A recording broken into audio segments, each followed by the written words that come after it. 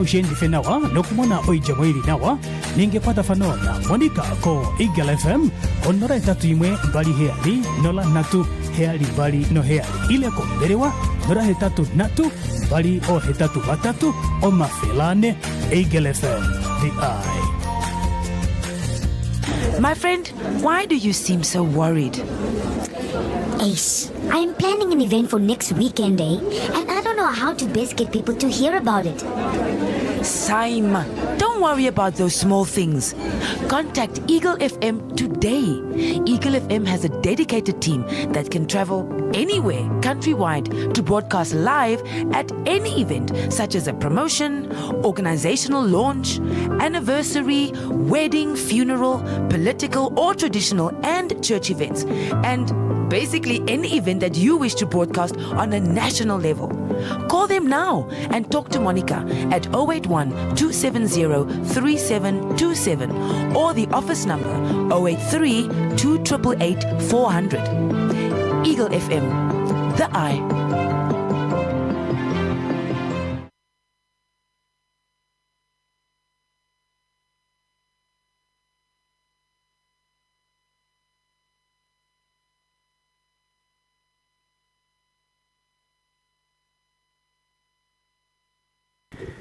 Good afternoon and welcome to Eagle FM. It's Eagle FM. It's a Friday, so you know what program we start with.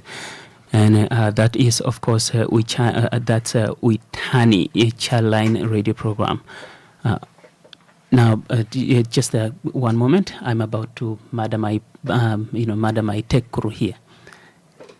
So we are 9 minutes into the hour of 4. As usual, every Friday we start with Uitani Childline radio program that is in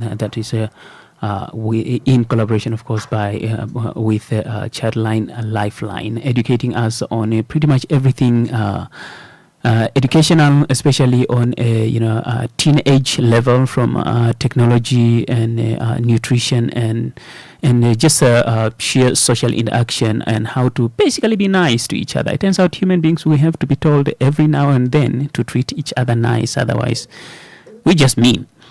So, but I'm not gonna consume much into the time. I'll just switch to my guest and just say hi to them and then give them the floor.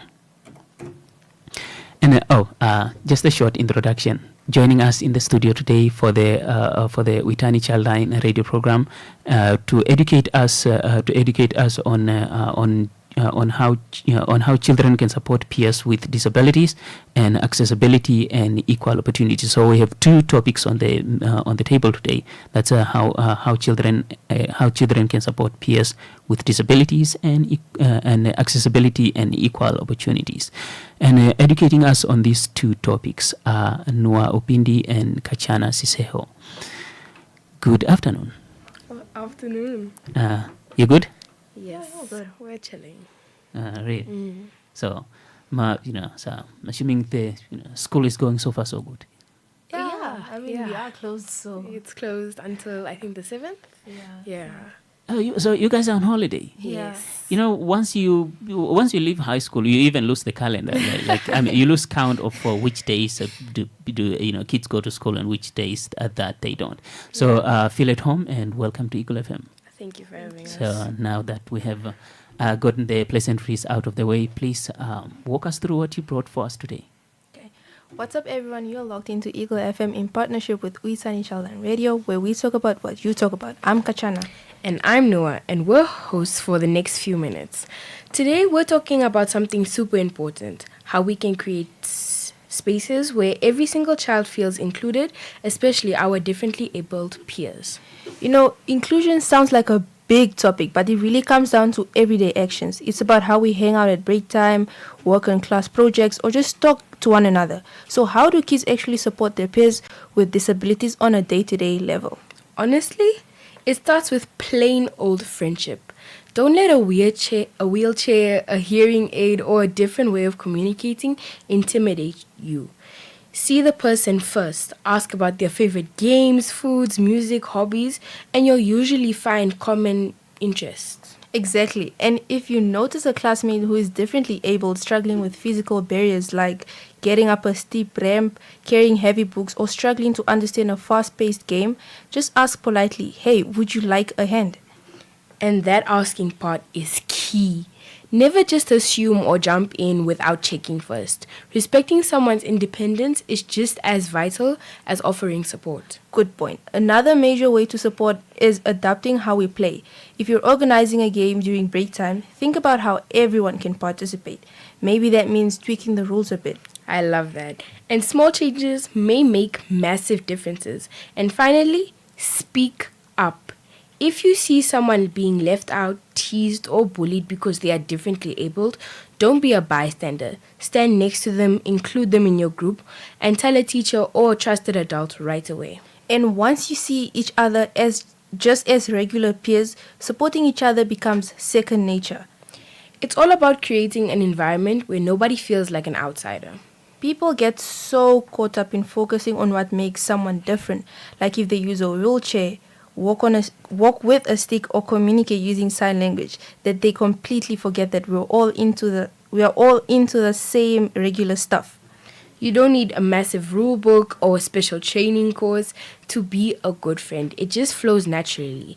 When you stop overthinking every interaction, you start noticing the practical, real world ways you can step up and support each other without making a huge dramatic scene out of it. That was well said. We're going to step away for a quick break, but don't leave just yet. More stuff coming your way.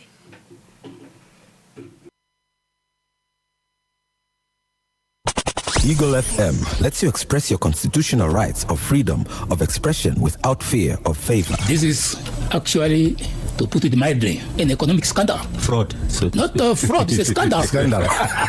Why do you give a tender to somebody who does not have capacity to build? Why should you do that? You know a person that does not have a capacity to build. Eagle FM lets you talk. That's why I'm always telling people in Parliament, let me not take up my Katatura manners. Right. Because I grew up in Katatura. And I will not hesitate to tell you off if it is needed to do. Be part of the debate by setting the agenda. My response in terms of Rwanda at 6% is that we had been there before. We've had 6% growth before. It's not something that Namibia has not achieved in the past, and it's not something that Namibia will not be able to achieve in the future. Eagle FM, the eye. Want to know about Namibia's latest business and economic news? Then look no further than The Villager newspaper. The Villager is an e-paper that is published every Monday, Wednesday, and Friday for free, directly to your phone or computer. To become a subscriber, simply send a WhatsApp message with your number and email address to 081 200 4144. Be sure to save the phone number as a contact. The Villager, wherever you are. Welcome back, and we continue where we left off. The ladies will continue where they left off. Just breaking the ice after, before and after the break. But we just heard before we went for a break that even if you see or suspect that someone needs help, don't just jump in. Ask first. Permission, very important. So, ladies, please take it away. He said, and I'm Noah, and you're still tuned into Eagle FM in partnership with Uitani Childline Radio, where we talk about what you talk about. If you're just joining us, welcome. Today, Kachana and I are talking about how children can support peers with disabilities. But now, let's level up the conversation and talk about accessibility and equal opportunities. Accessibility just means making sure the world is built so everyone can participate. Right. Think about it in this way. If a playground only has stairs, everyone using wheels, whether that's a wheelchair, a scooter, or a skateboard, is completely blocked from joining in. That's not a problem with the person, it's just that the playground was built without thinking about all the different ways kids move around. And you see this exact same thing at malls all the time. You know how somewhere in the mall, there's stairs on one side, but right next to them, there's that long smooth path that slopes gently down? Right, both pathways lead to the exact same place. Everyone gets to walk or roll right in together at the same time. And that is what equal accessibility looks like in real life. Building things from the start so everyone can get where they need to go. And equal accessibility leads right into equal opportunities. It means every single person gets the exact same fair chance to learn, try out, and succeed no matter how their body works or how they move around. It's about making sure the starting line is at level for everybody. Think about sports and clubs. Equal opportunity means if a student wants to try out for the debate team, the choir, or being part of the Learner Representative Council, better known as the LRC, the door is open for them to participate. They get judged fairly and on their ideas, their voice, and their leadership, just like any other candidate. Right. It's all about focusing on what people can do instead of placing limits on them before they get the chance to try. When schools, workplaces, and communities give everyone an equal shot, nobody's talent gets wasted. And that makes the whole community stronger. When every kid gets a fair turn to share their skills, bring their ideas to the table, and compete, everyone benefits from seeing what they can really accomplish. And also, at the end of the day, making sure everyone has equal access and equal opportunities isn't complicated. It's just about fairness and respect. When you respect someone, you don't leave them out when it's time to play, and you definitely don't speak for them when they can speak for themselves. It's not about being a superhero. It's about being fair and being a real friend. It starts with when we make sure our games, classrooms, and hangouts include everyone. Nobody gets left out sitting alone, and all of us get to see what we all can do. Hopefully, you picked up some good tips today, and that's from us, your hosts, Nua and Kachana. Massive shout out to everyone logging in with us today. We also want to extend a huge thank you to Lifeline Childline and UNICEF, UNICEF Namibia and European Union for making this program possible. You are logged into Eagle FM in partnership with Uitani Childline Radio, where we talk about what you talk about. And remember, if you ever need someone to talk to, call the toll-free numbers 116 or 106. That's it from us, and we will catch you on right here on the next beat. Bye. That's smooth. Thank you, Vicky. So that brings us to the end of today's program. I'm guessing. Yeah, it right. does. That brings us to the end of today's Uitani Childline radio program in collaboration with Childline Lifeline here on Eagle FM. And today's topics were how children can support peers with disabilities. That was the first part. And the second part was accessibility and equal opportunities. And that is with Noah Upindi and Kachana Siseho. So until next time, like you heard them, and we'll continue on the other side of the break. That is with Home Run with Help David and Dwight on Eagle FM. Thank you for tuning in and stay tuned.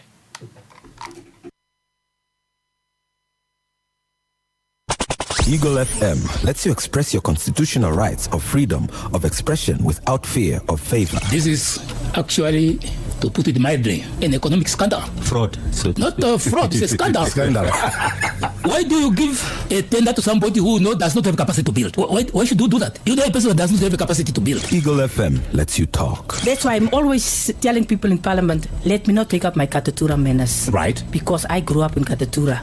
And I will not hesitate to tell you off if it is needed to do. Be part of the debate by setting the agenda. My response in terms of Rwanda at 6% is that we had been there before. We've had 6% growth before.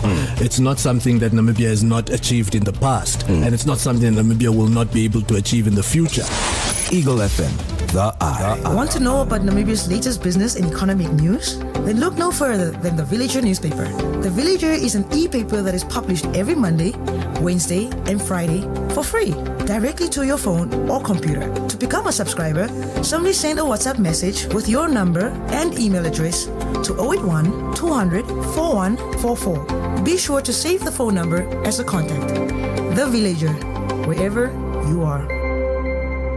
Lipurane ngeno wapumbwa Eva tere ulikoni maondo tuto ingida ashike kapeno nweku dite opoye ekukulile oshafafana nongeshe faili mehola mo ihoetike kovano ile koshiwana onongeshe fa yapumbwa kukaraya kovano okupitiramo Eagle FM otuna ebitoda njuka okukwetera oipindi konu konda nawa nuneudo o tukwetera o speciala ngeta shake ngeshifa o marudi dayo loka opone ushendi fenawa nokumona o ijamwiri nawa ningepata fanona monika ko Eagle FM onora etatu imwe bali heali nola natu heali bali no heali ile ko berewa nora hetatu natu bali o hetatu batatu o mafelane Eagle FM the eye. My friend, why do you seem so worried? Ace, I'm planning an event for next weekend, and I don't know how to best get people to hear about it. Saima, don't worry about those small things. Contact Eagle FM today. Eagle FM has a dedicated team that can travel anywhere countrywide to broadcast live at any event, such as a promotion, organizational launch, anniversary, wedding, funeral, political or traditional, and church events. And basically any event that you wish to broadcast on a national level. Call them now and talk to Monica at 081 270 3727 or the office number 083 2888 400. Eagle FM, the eye.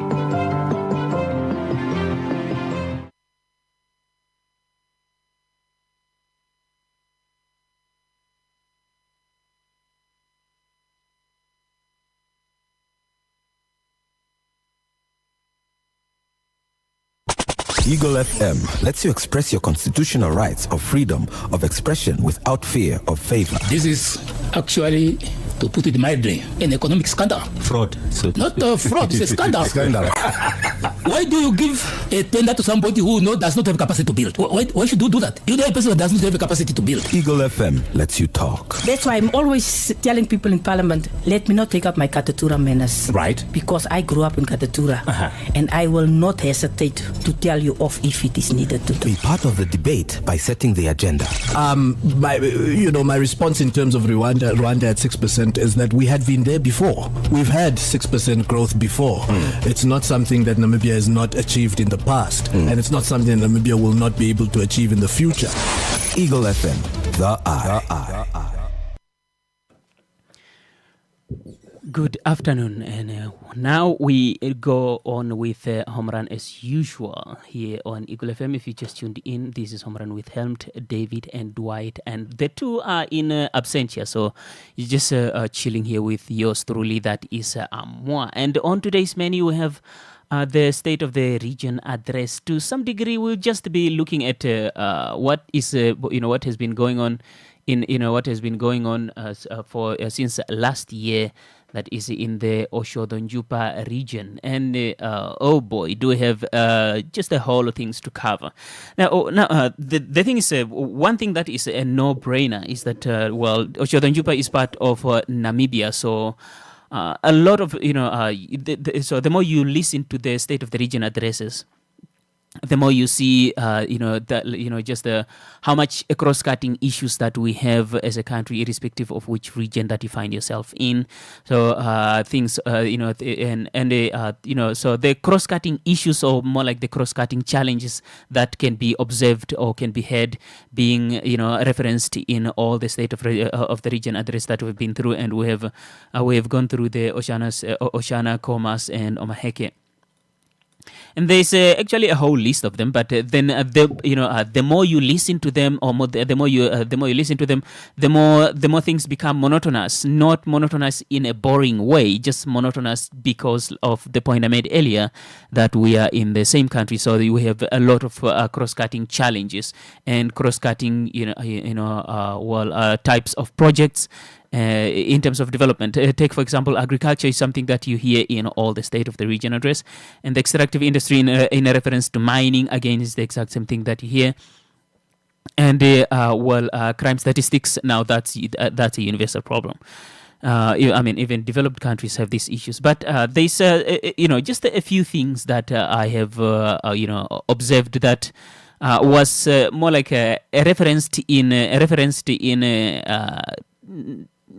although it's it was more of a gloss through, but there was a little bit of diving in, albeit not into specifics, was the anti-corruption efforts in the region. Now this is something that that I did not actually pick up in the previous State of the Region address, and actually more like the shout out to to the anti-corruption with regards to the type of civic education type of corruption awareness in terms of reporting and how to spot it, and just the anti-corruption stuff. And one thing we know is that the anti-corruption has has actually undergone at this point, because after a cabinet approved cabinet approved when was that? Was that in July? Yeah. We are in August, so National Assembly approved Brian Aesop's taking over, as ACC Anti-Corruption Commission Director from Paul Snow. So that institution, or the SOE, seems to have had just leadership change. So now we're not here to talk about the ACC though, or just bring them up because they were referenced in the Oshodi Njupa State of the Region address last month. Last month. So that last month in June. Now here's the thing. Like I pointed out earlier, you have cross-cutting issues all across the regions. Like you have challenges with regards to water issues in terms of agricultural initiatives, and crime statistics, and especially those that are more like a drug-related type of crime statistics. I expected a few of them to pop up in the Oshodi Njupa region, but it was now the crime statistics, and especially in relations to drug abuse, was heavily emphasized in comparison to the Hardap region. Yeah, we also went through that by Governor McNabb. Yeah.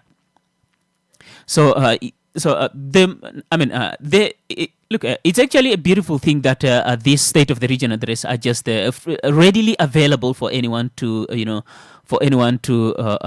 go through, and you can find you can find these videos on YouTube, and they are about an hour, 2 hours long. But if you can sit through 12 seasons of a TV show.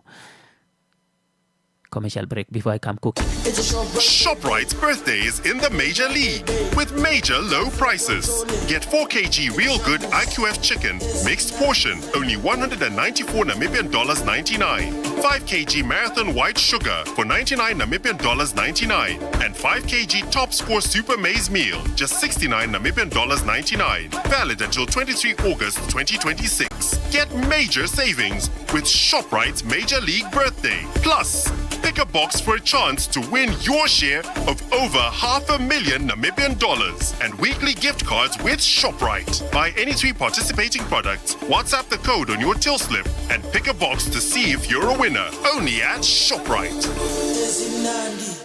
Want to know about Namibia's latest business and economic news? Then look no further than The Villager newspaper. The Villager is an e-paper that is published every Monday, Wednesday, and Friday for free, directly to your phone or computer. To become a subscriber, simply send a WhatsApp message with your number and email address to 081 200 4144. Be sure to save the phone number as a contact. The Villager, wherever you are.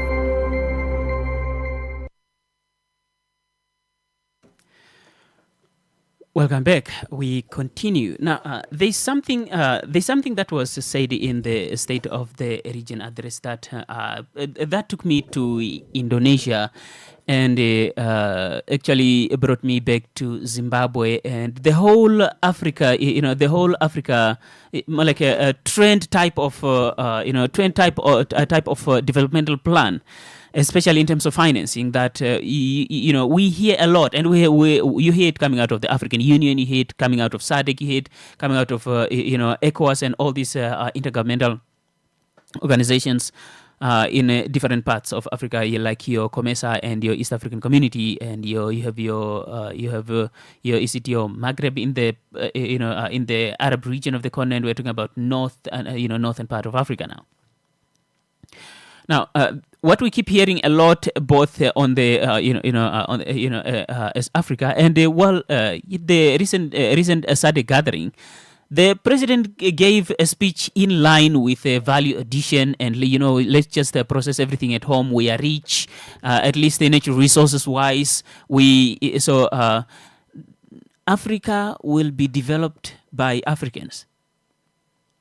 And I'm paraphrasing the president's speech here. And I'm listening to, I'm listening to that and going like, right. And we are only figuring this out now.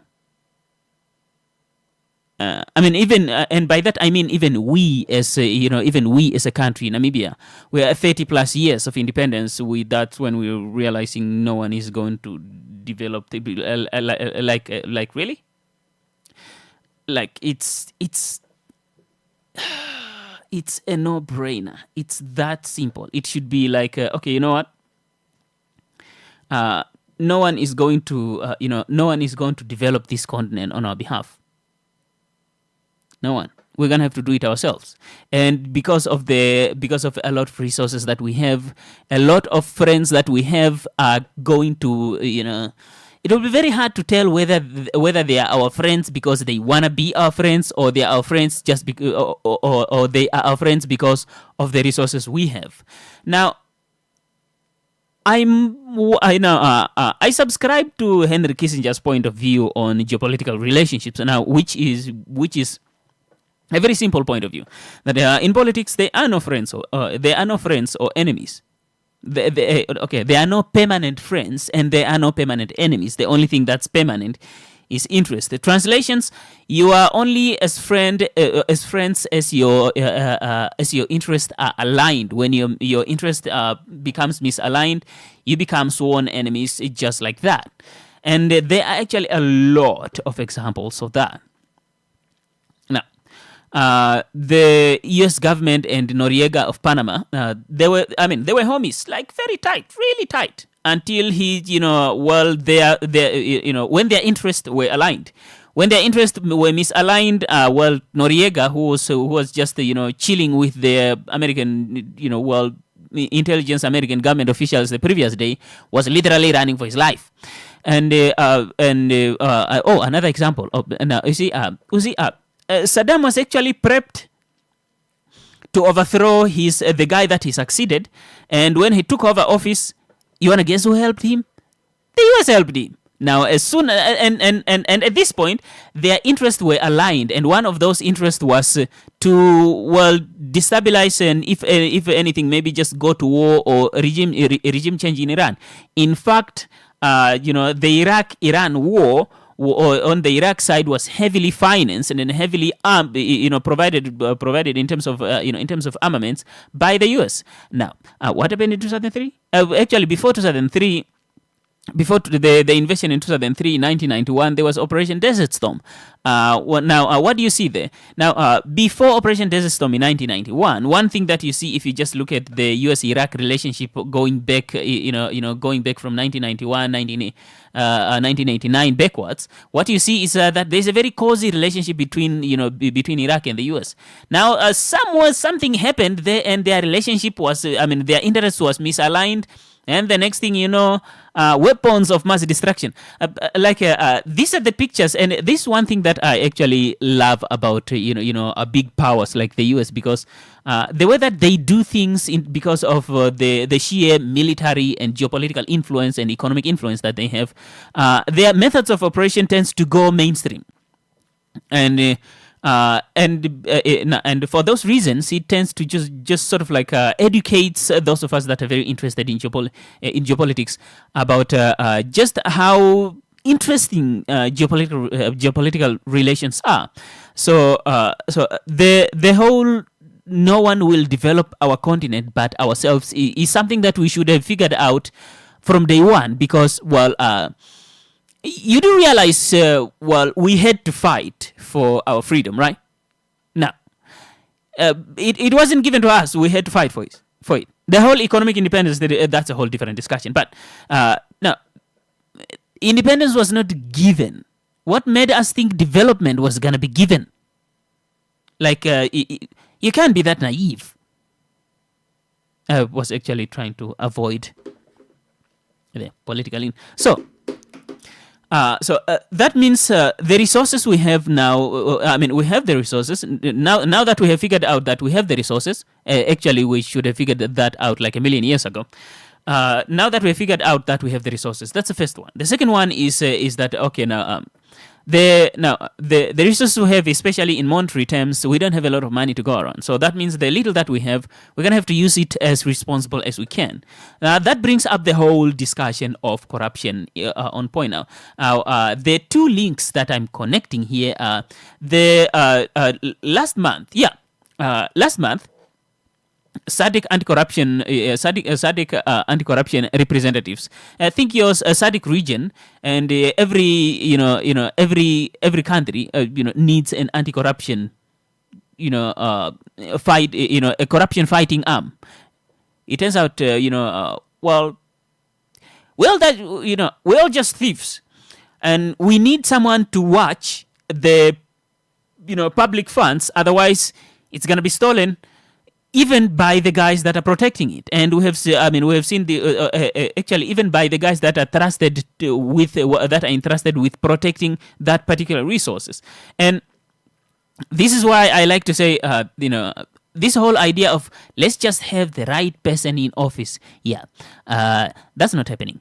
You can have the right person in office as a president. Are you sure you can have the right people in all ministries and all executive positions in all SOEs? And really, you must have a whole lot of right people.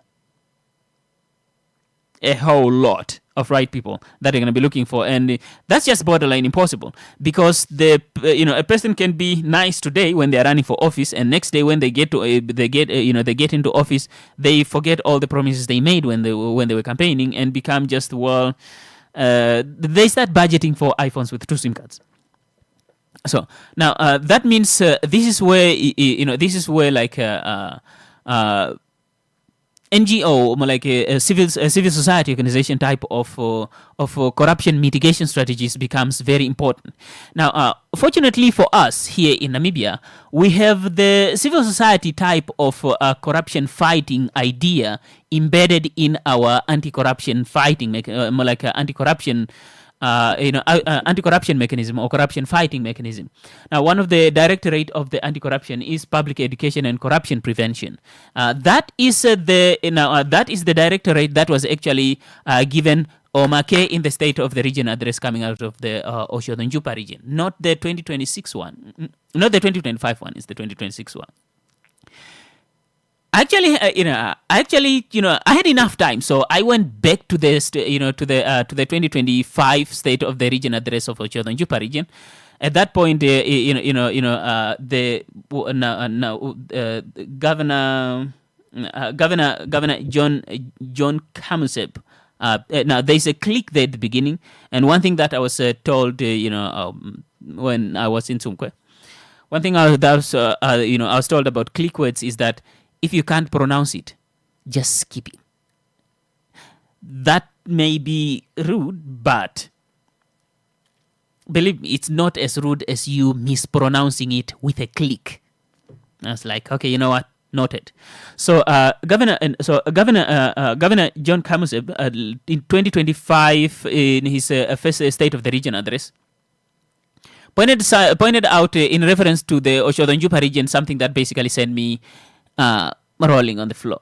It turns out the region Oshodonjupa region is one of these regions that basically receives a lot of rainfall. Because the further up north you go in Namibia, the more you see the rise in rainfall patterns. Now, one thing that he pointed out was that, and this is in the 2025 State of the Region address. Now, he pointed out, now the 2025 State of the Region address was really long, like 2 hours. Like 2 hours and a lot of minutes. The 2026 one, on the other hand, and these two State of the Region address have one thing in common. That the introductory type of discussion that we see with with a journalist sitting with with an academic or residents of that area or of that region or an activist to discuss, to just have a few discussions, like what do you expect when from today's or from this year's State of the Region address? What do you expect what do you expect the governor to address when he or she takes the podium? Turns out the two 2025 and 2026 State of the Region address I went through, Governor Kamusep just they all start with the governor just doing all protocol observed, and then he goes in headfirst into updating to giving people the challenges and the progress and the challenges that the region has been facing. Like, okay, now this is interesting because all this all the State of the Region address that we've gone through all starts with with either a member of the media, especially the national broadcast, sitting with an expert or an activist or just anyone in that region who is interested stakeholders. In this case, it's just anyone, where they just have more like an introductory discussion before the governor takes over. Oshodun Jupa does things differently. It's just okay now. Minute number 1, governor. Here we go. These are the challenges. Step 1, you're all welcome. It's all protocol observed as always. You're all welcome. These are the challenges. These are the progress. Have a good life. Or more like, see you next year. I'm like, okay, that is new. Now, back to 2025. Back to 2025 Oshodun Jupa Region State of the Region address. It turns out one of the issue that the region always has, and this is expected the further up north you go, is malaria.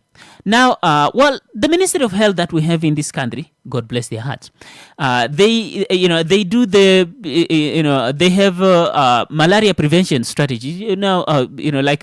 Spraying is one of them. It turns out, it turns out that's English with a Timbukushu accent. It turns out residents of the Oshodun Jupa region have to be pleaded with by the governor last year that, guys, stop locking your houses. There was a lot of there was a very high number of malaria infections, but unfortunately there was only one life that was lost. Unfortunately, there was one life that was lost. That's still unfortunate because, a life is a life, even if it's just one life. That is the unfortunate thing. But even after pointing that out, the governor pointed out that it has come to my attention that some of you, the day you were told, they are going to be spraying in your area, you are locking up the house. Oh yeah, how far? What's up? This thing no go away. If you don't want malaria, you have got to give access to the Ministry of Home Affairs guys, or anyone that's basically or any a third party that's working with the Ministry of Home Affairs to carry out the spraying the spraying work. Oh boy, did I laugh! Oh, the second part from 2025 State of the Region address. It turns out there was an idea to actually build an intermediate hospital in Oshivarongo. The thing is, it was very far from the main road, but that's not the thing that brought out the comedian in me. What brought out the comedian in me was that the governor saying, I would like to differ, and I'm paraphrasing here, I would like to differ with the local authorities that thought it was a brilliant idea to situate this intermediate hospital next to not just far from the main road, but also the side of the graveyard.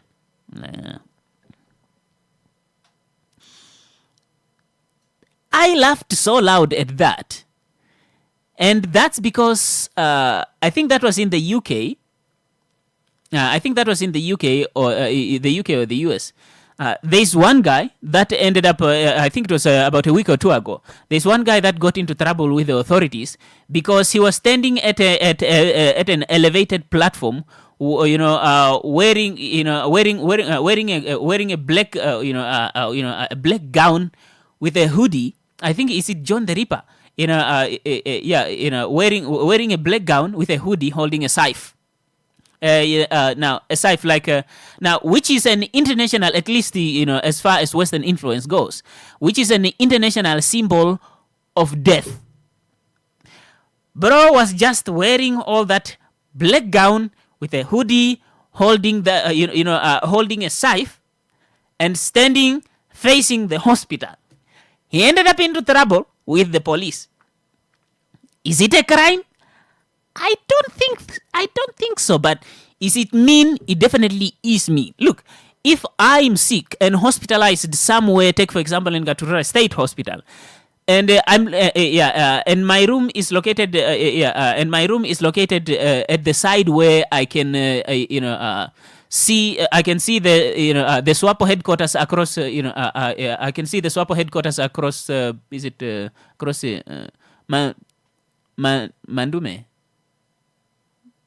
Mandume Ndumfai, Independence. Yeah. Wait, is that Independence? Okay, let me just trace that road and then it goes to... Wait, is that Independence or Mandume? One of the two. Take your pick. Now, because it's actually not just those two that always makes my head spin.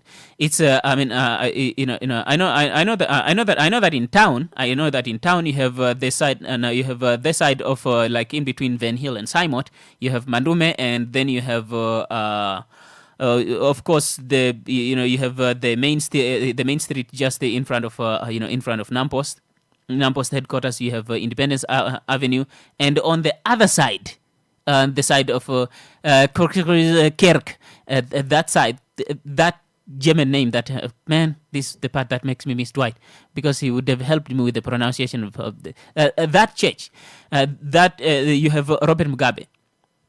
Now, anyway, take for example, I'm hospitalized if I was hospitalized in Gaturra State Hospital, and I'm given a room that can that oversees the SWAPO headquarters. There's this giant balcony.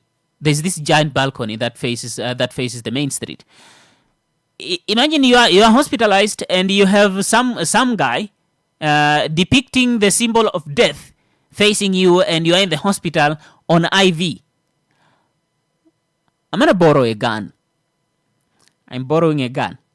And one thing about Africa is this whole thing of don't wish me bad luck. We take that seriously. And also don't wish me, and also don't wish bad for me. And I actually realized that's one of the reasons why I actually learned once doing my field attachment that's one of the reasons why a lot of Africans, let me just say that one is just Namibians, I don't know if it's all Africans, why they don't like to do this to complete a will.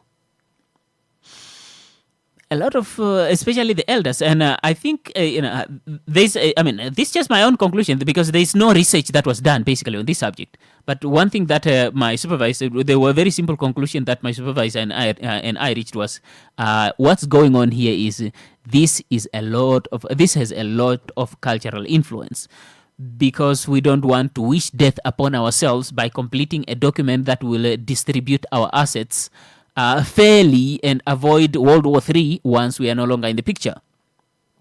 Now, back to Namibia from that mean guy that was that dressed up like like the agent of death facing a hospital and ended up with in trouble with the authorities.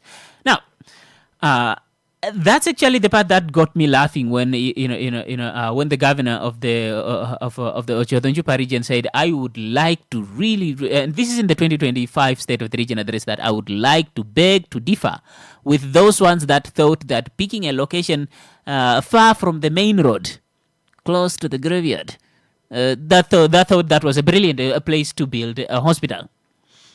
I actually have a few friends in Otjozondjupa region. I'm gonna call one after this to find out. Hey, how is it going? So that hospital that was next to the graveyard. So the intermediate. No, it's not even a clinic. It's the intermediate hospital. So that means you're gonna spend overnight in them. other countries build hospitals overlooking the ocean, or just a wonderful garden, so that it can bring out the positive feel. How you feel is also important.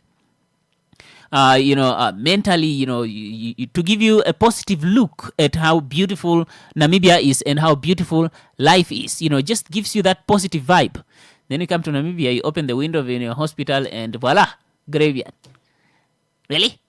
Let's not do that, because look, I'm not a very superstitious person, but I would just laugh if I was the doctor and I found myself in that hospital. I would get fired the next day because of just how terrible. I'm not diabolical. It's just that sometimes the sarcasm gets the better of me. I'm like, yeah, well, from the look of things, it's not working. We may as well just be preparing for the next step from here. Hey, what is the next step? I'm like, if you can just open the window and look just straight forward, that would be the next step if this medication doesn't work. And let's just don't do that. Don't do that, because, well, that's just mean. 7 minutes to the hour of 5, and so we continue. So now coming back to the 2025, coming to the 2026 State of the Region address, and again, picking up where I left off from the Public Education and Corruption Prevention Directorate of the Anti-Corruption, and how they were given Tonoma Kekumukuru in the 2026 State of the Region address of the Oshotun-Jupa region by Governor Kamose, which is well, what did he say? Oh boy. No. Yeah. In the Oshotun-Jupa region for the 2025-2026 financial year. Look, if you listened to this thing, and you heard Helmut and Dwight here on Eagle FM talking about the State of the Region address, then you knew that when Helmut listens to the Oshotun-Jupa region State of the Region address 2026, that's where he's going to start. So, and look, the governor kept referencing Gross Barman. I'm like, okay, hang on a second. Isn't Gross Barman in Commerce region? That's when I kept knocking myself in the head, like, no. Before the speed hump, you have a checkpoint. No, Oshotun-Jupa, Commerce. There's a difference. Oshotun-Jupa, Commerce. So in my head, 90% of the time, Okahanja is in Commerce.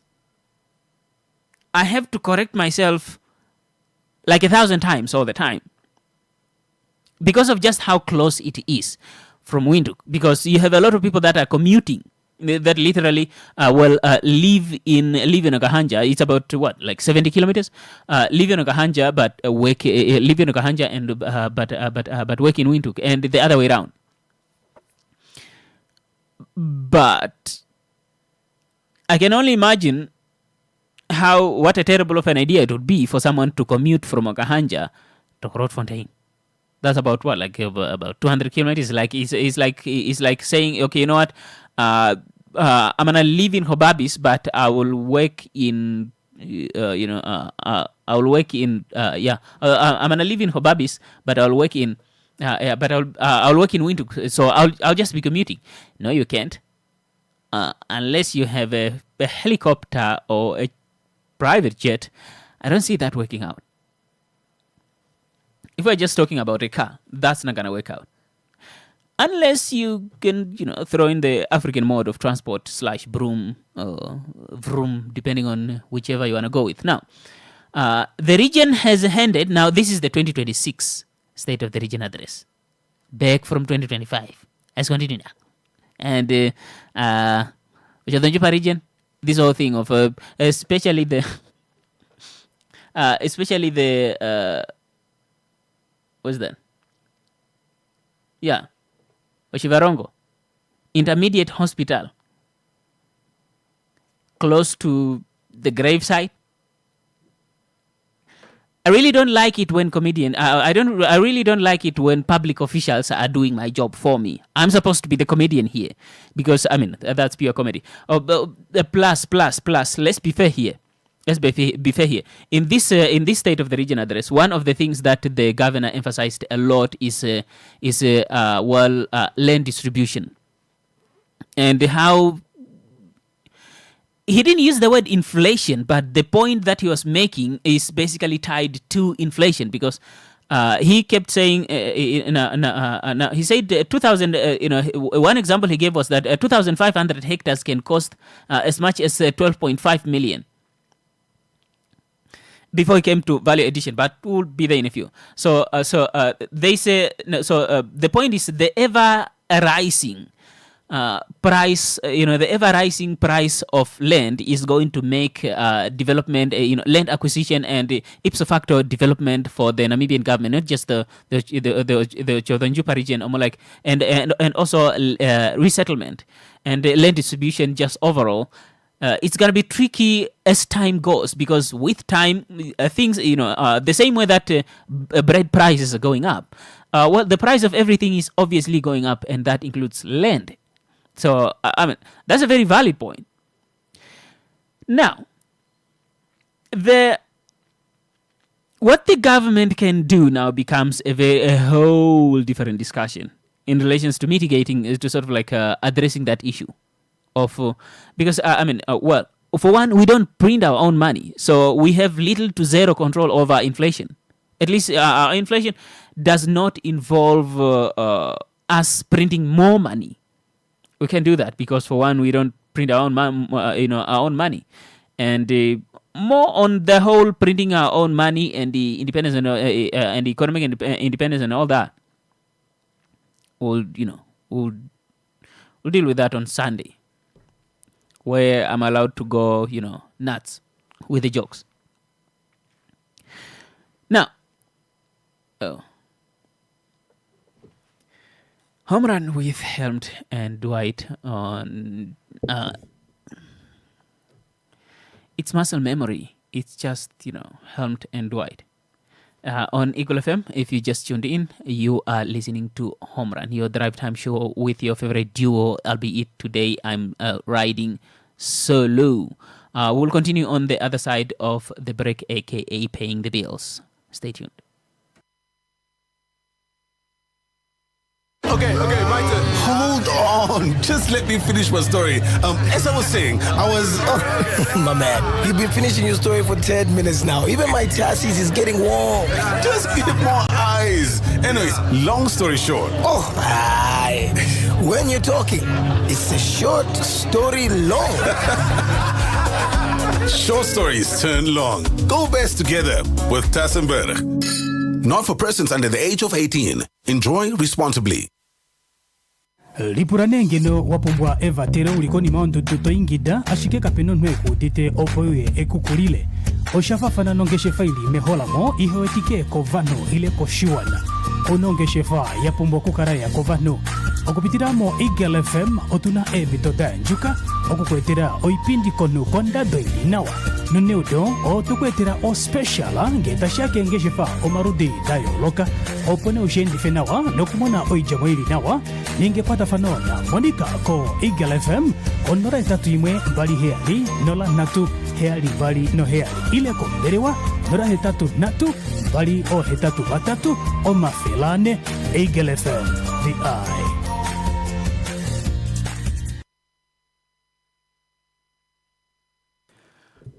Welcome back. So, we don't have control over inflation. So, and I don't think that's the welcome back home run with Helmut and Dwight. Well, the drill. Now, Eagle FM, your number one talk radio station. No, that is serious. So, the whole rising cost of land and how it's going to be, and it has been, and from the look of things, that that pain in the eye in terms of land acquisition and land distribution, especially in the public sector, is going to be, especially by the government, is going to be complicated by inflation. Like I pointed out earlier, the government did not, the governor did not use the word inflation, but the point he made actually has a lot of influence. More like inflation is mostly influenced by inflation. There's a little bit of greed, but inflation is obviously going to make the price of everything expensive, and that includes land, which means resettling people is going to be more and more financially demanding for the government with time. And I don't believe that that's just something that is unique to the Oshotong-Jupa region. That is something that is, cross-cutting. Cross-cutting, which is just a little painful. Then it went on to labor hire and just how it's questionable in reference to to employment creation, and I'm like, okay, that's an interesting one. There's hiring services. In my head, I'm like, yeah. I know, Governor. You don't want to mention any names, but I have a sneaky suspicion. I know who you are talking about, but I'm not gonna put words in your mouth. So I'll just keep my assumptions to myself. So they shout out to this next part. I want us to be, this is where we go to Indonesia now, and then we come to Zimbabwe, then we will just come to Namibia, then we'll just go, basically we'll just go to Indonesia, and then we'll come to Africa, basically. So the governor also pointed out something that is, again, not something that is unique to the Oshotong-Jupa region. It's just something that is not also something that is unique to Namibia. It's something that African leaders would have been singing, but the chorus seems to be ramping up, and that is value addition and the natural resources beneficiation, aka processing everything at home. Yeah. We have an interesting ongoing example happening in Indonesia right now. For a very long time, look, the whole idea of let's process everything at home, let's just build industries at home, let's give multinationals an ultimatum of either you process everything here or you don't do business with us. It's a brilliant business move. Because when you ship natural resources raw, you are shipping jobs of processing that resources along with that resources. In other words, if you are not processing it here, now, if you process it here, you create employment here. But if you process it somewhere else, you are creating employment wherever that resources is being processed. So, it's very rational. It makes a lot of sense. Now, this is why a lot of countries, and this is a lot of developing countries, not just countries that you find in the African continent, but Indonesia is one of those countries.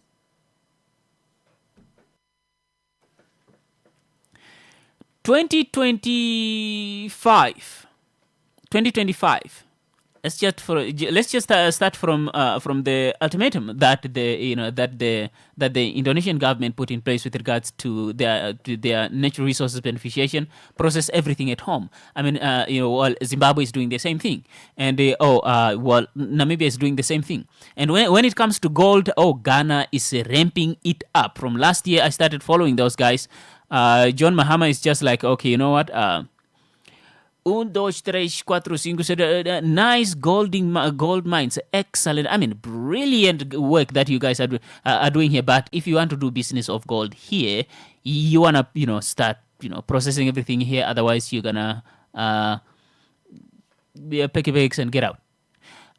Mali, Burkina Faso, and Niger, those guys, they did it on steroid, but we are not gonna get those guys. They did it on Pro Max. Now, here's one thing that I picked Indonesia as an excellent example for today's show because one of the reasons, or more like one of the the reasons we kept hearing for a very long time over why we haven't implemented this, natural resources beneficiation, aka processing everything at home. The reason why we haven't, one of the reasons why we haven't put it in practice is there have been, like in every democratic society, you have two opposing voice. And having two opposing voice is not a negative thing. It's actually good for growth. Challenging point of views helps us come up with, find a common ground that is more often better than either of the ideas that are more like either of the idea of the two opposing ideas that were brought together. So having opposing views is not a negative thing. It is a good thing. It is a good thing. But the thing is, a lot of us want to live in the ideal world where everyone must agree with everything you say. Let's face it, not even you agree with everything you come up with. And I know, because I'm a human being too. I know, I have come up with plans that make me look myself in the mirror and go like, that is the stupidest thing you have ever thought of. And that's just me, internally. And I'm pretty sure I'm not the only one. We have all at some point looked at ourselves in the mirror and went like, that have got to be the dumbest thing you have ever thought of. Now, that's just you weighing ideas by weighing different ideas that seems to be conflicting. And at some point, by weighing two different ideas, you came up with a brilliant idea. And now, on a social interaction level, as a species, as human beings, we are going to disagree. And disagreeing is not fighting. My Thimbukushu teacher taught in high school gave us basically gave us a brilliant idea in the class that is stuck with me to this day. Mr. Nanjunga. Well, now to be fair, if he was born after independence, the man would have been a comedian. He's really funny. Now, here's the thing. What the man did. There's this thing called Dingambwe in Thimbukushu. Now, that in English means dialogue. Now, and this is just in Thimbukushu literature when we were talking about dialogue, aka Dingambwe in Thimbukushu. Now, in the beginning, of course, like any topic, you first have to define terms. So we then define that dialogue is a conversation where between two people. It's a conversation between two or more people, and then then the teacher here, Mr. Njunga, came to the place of like the key points to this definition. A dialogue is a conversation between two or more people where they are giving each other turns to talk. Key point. Where they are giving each other turns to talk. It's a conversation of more than two people. Of course, you can't have a conversation alone. People are going to think you're nuts. So it's now this definition has two parts. Part number one is a conversation between two or more people. Part of the definition number two is, but these people in this conversation, they must give each other turns to talk. Now that is a dialogue. The rest is not a dialogue. And the example he gave was, this is yours, that is yours, your mother's this, your grandfather's this, your great-grandfather's this. That's not a dialogue. That's a quarreling. When you are not giving each other turns to talk, that's quarreling. When you are giving each other turns to talk, that's a dialogue. I had an excellent language teacher. I'm hoping he's not listening to that because I know the man. It's just gonna get to his to his head, and those of you that he's teaching right now, you will never hear the end of it. Actually, I'm beginning to enjoy this. Really beginning to enjoy this. Now, anyway, so having a dialogue means giving each other turns to talk and, engaging in a conversation where you are listening to each other's point of views, no matter how different they are.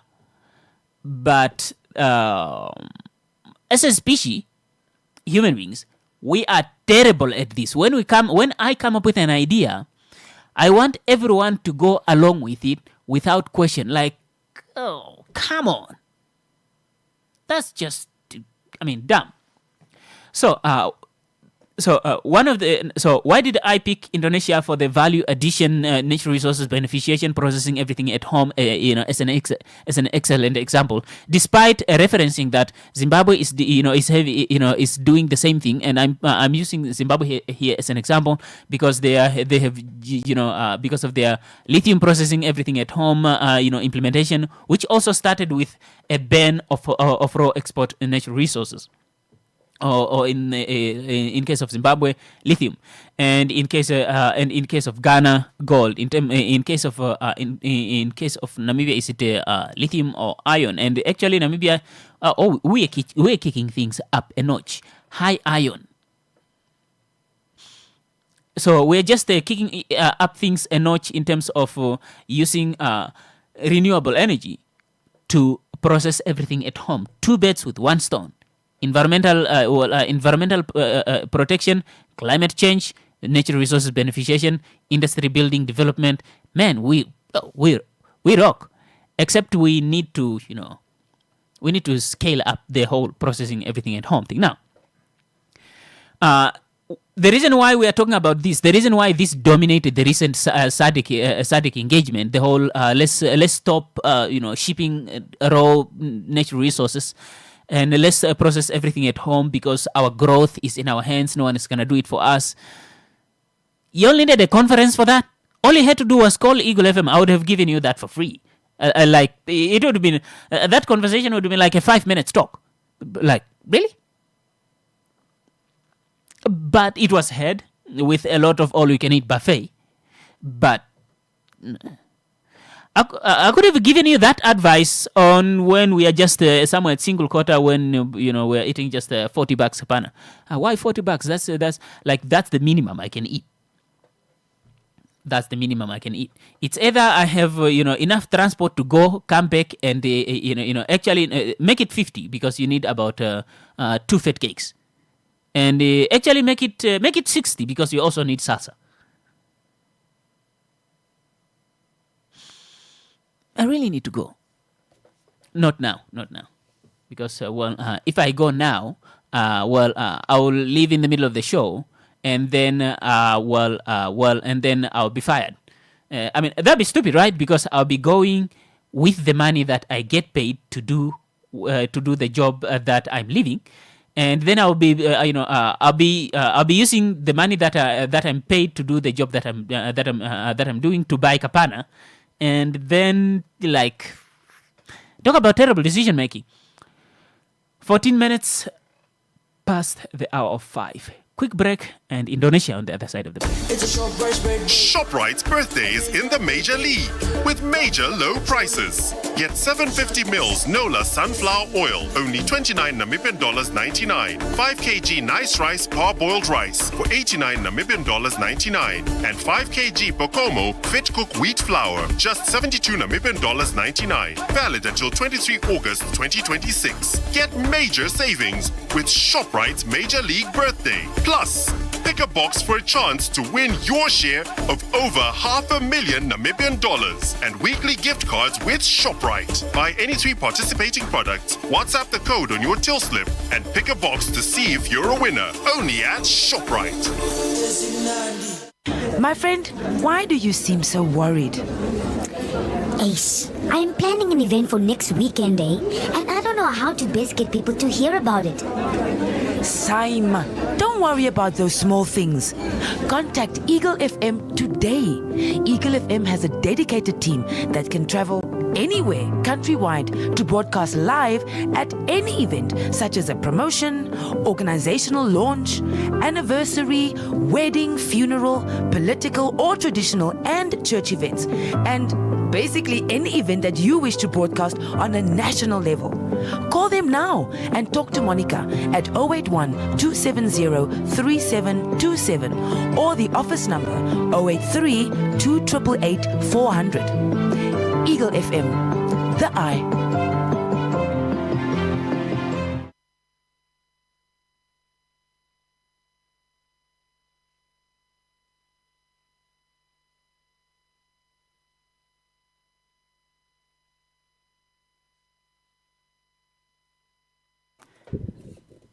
Welcome back. So 16 past the hour of 5. So Indonesia example, home run with helmed your drive time show with my absent, my absent comrade in arms of the media. That's David and Dwight. So.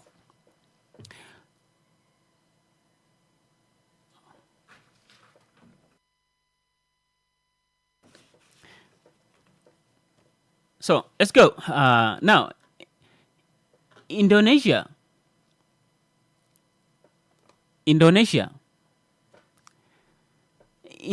banned the export. Indonesia banned the export of raw natural resources in 2023. And from the 2026 Reuters report, they seem to have be going a little bit of flexibility in how they're implementing that. Now, this is a big debate in between, obviously, politicians and economists. But let's go back to 2023. 2023. Indonesia, puts in measures to basically ban the export of raw natural resources, which is a brilliant idea because when a country does that, what they want is, they basically know, this is why I actually don't subscribe to the idea that politicians are dumb. They're not. It's just that I think for them, most of them understand the challenges that comes with the implementation of some of the measures that had a lot of private interest, especially multinational corporations. Look, the thing is, when you have a bunch of multinational corporations operating in your country, that means they have a lot of money in your country. So you have to treat them like we treated growing up, when you're playing street soccer. You have to treat them like we treated the owner of the ball. Even when they are at fault, you have to blame someone else. Because you know that if you tell the truth and tell them that, this is your fault, what are they going to do? They will take their ball and go home. And, did you tell the truth? Yes. How's the match going? It's not going anywhere. This is a very funny analogy. I know that. But this is basically the reality. I believe. I have actually, I believe, and this is just my point, my own point of view. I feel like leaders in nations, leaders of developing countries, find themselves, especially in terms of foreign direct investment, they find themselves in a very same situation that we were growing up, especially those of us that did not have money to buy a ball. So, now you just have to lick a boot of whoever it is that came with a ball.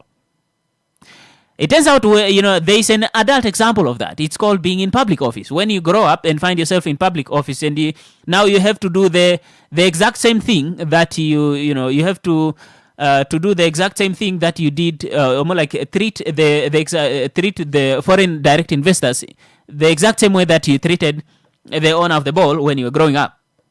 You can't make them angry, otherwise they're going to take the ball and then the match is over. I feel like, in developing countries, a lot of public officials are facing that conundrum of, actually, these guys are just mining and shipping everything raw. How can we create opportunities for our people? Now, that's where you have to tread carefully. Because if you just, just take over everything and start processing everything at home, you know what? They have created an entire supply chain of how these resources is sold. They will just they will make your life a nightmare. They'll make your life a nightmare when it comes to trading these natural resources. For one, they will just say, you know what? Well, I'm getting out of this country. I'll just pull my money out. And a lot of them have, and a lot of them have money in the in your country that is that is so high in value and so much money that if they pulled all of it out, your country's economy would struggle.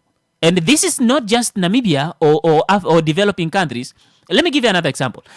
just shortly after COVID-19 pandemic, shortly after the COVID-19 lockdowns, South Korea, like all other countries, received a very heavy economic blow. Because of that, there was, the son of the Samsung owner. Actually, the heir to the Samsung empire, because the Samsung Electronics it's a family business. The heir to the Samsung empire was in prison. You wanna guess what he was in prison for? Well, of course, financial related crimes. Think money laundering, racketeering and all that. He was in prison. But the thing is, politicians now had, in South Korea were faced with a conundrum. On one side, you have, they have a financial genius who was behind bar for over exercising his financial geniusness. And on one side, they had an economy that needed recovery. In the middle here, there was a law that said, well, when someone commits these types of financial crimes, they're supposed to go to jail. Now, you are a South Korean politician now. Think South Korean president at the time. And you have an economy that just came out of COVID-19 lockdowns that you will have to, to prep up and basically revive to its to the status where that it was at least before the before the lockdowns. You have to revive an economy from lockdown. And the way to do that is by bringing a guy that you locked up for breaking the law. Now, if you bring them out, you will not just, you won't break the law because you are the president. You will just give them a presidential pardon. And the man was given a presidential pardon. But that did not, that pissed off a lot of South Koreans. They were like, hang on a second. That guy's father was literally given a presidential pardon like not a long time ago for the same crimes. It's sort of like father like son type of crimes going on here. That guy's father was given a presidential pardon by the previous administration. Fast forward to the administration that was running South Korea shortly after the COVID-19 pandemic. The son was given again a presidential pardon. So the father was given a presidential pardon. The son was given a presidential pardon. You know why? Because Hyundai and Samsung Electronics, these two companies run the South Korean economy. If these two companies collapse, the South Korean economy is toast. So, that is somewhat the same conundrum that we have. I mean, the man was given a presidential pardon and then was just like, you know what, people are going to talk, but at some point they're just going to keep quiet. What I want here as a president is revive a country's economy. Just let me take the heat type of thing. So the man took the heat and the economy is doing, it is just fine. But here's the thing. I feel like that example is what a lot of developing countries, especially in terms of natural resources beneficiation, are facing, especially with the in terms of their relationship of our relationship with foreign direct investors. They come here with a whole lot of money. Their money.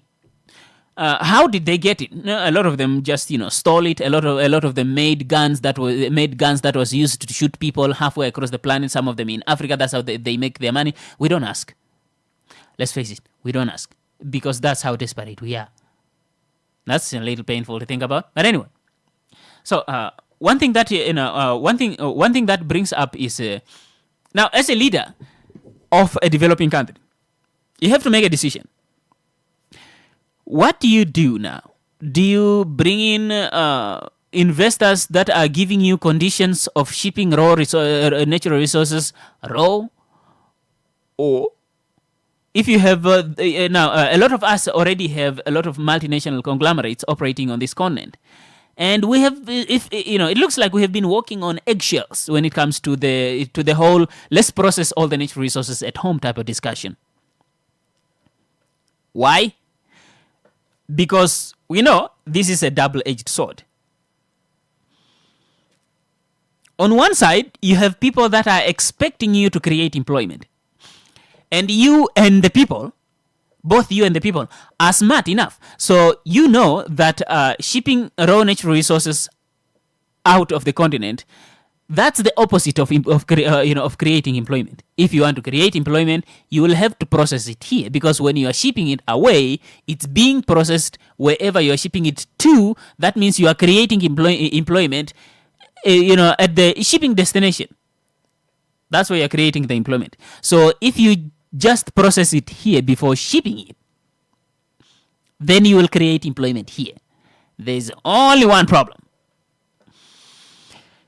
You must sit and have an awkward conversation with the investor who is running with the company that is running that is doing the extracting and the shipping, and then if you reach some agreements with the representatives of that company, the representatives of that company now the representatives of that company, you have to understand that the company represents its shareholders, most of whom may be sitting somewhere in Switzerland.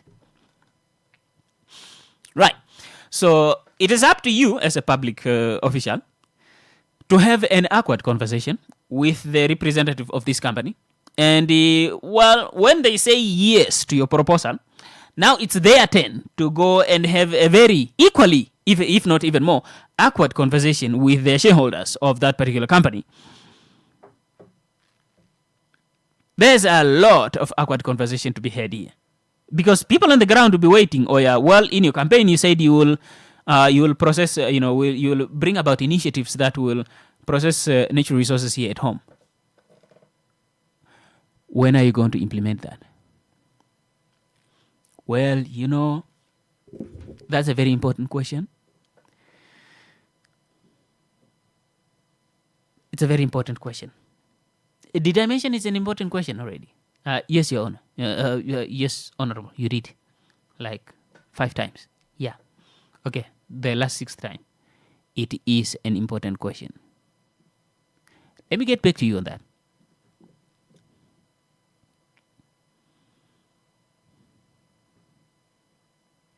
I don't think I want to find myself in public office, because the decisions you have to have. Because if you are told by the company no, you must come up with an answer to give the people on the ground. And if you are told yes, that's a happy answer to give the people on the ground. And if you are told no, that is another awkward conversation with you and your people. Commercial break. There's something about opening a Tafel Lager that brings people together. Yeah, and once people come together, the voices follow. Ideas get shared, laughs get louder. New perspectives come up where you least expect them. Because when people use their voice, conversations start. And those conversations, they can refresh a moment and even shape what happens next. So, grab a Tafel Lager and start the conversation. Tafel Lager, now we're talking. Not for persons under the age of 18. Enjoy responsibly. Okay, my turn. Hold on. Just let me finish my story. As I was saying, My man, you've been finishing your story for 10 minutes now. Even my chassis is getting warm. Just give more eyes. Anyways, long story short. When you're talking, it's a short story long. Short stories turn long. Go best together with Tassenberg. Not for persons under the age of 18. Enjoy responsibly. When it comes to managing your investments, should you rely on one expert or a team of specialists? With a multi-managed portfolio from Alex Forbes, your funds are guided by carefully selected investment experts working together to pursue more consistent outcomes. We pair the right managers behind the scenes so you don't have to manage multiple relationships. Strengthen your investment destination. Visit alexforbes.com today. Alex Forbes Namibia is registered and regulated by NAMFISA. Eagle FM lets you express your constitutional rights of freedom of expression without fear of favor. This is actually, to put it mildly, an economic scandal. Fraud. Not fraud, it's a scandal. Why do you give a tender to somebody who does not have capacity to build? Why should you do that? You know a person that does not have a capacity to build. Eagle FM lets you talk. That's why I'm always telling people in Parliament, let me not take up my Katatura manners. Right. Because I grew up in Katatura. And I will not hesitate to tell you off if it is needed to do. Be part of the debate by setting the agenda. My response in terms of Rwanda at 6% is that we had been there before. We've had 6% growth before. It's not something that Namibia has not achieved in the past, and it's not something that Namibia will not be able to achieve in the future. Eagle FM, the eye.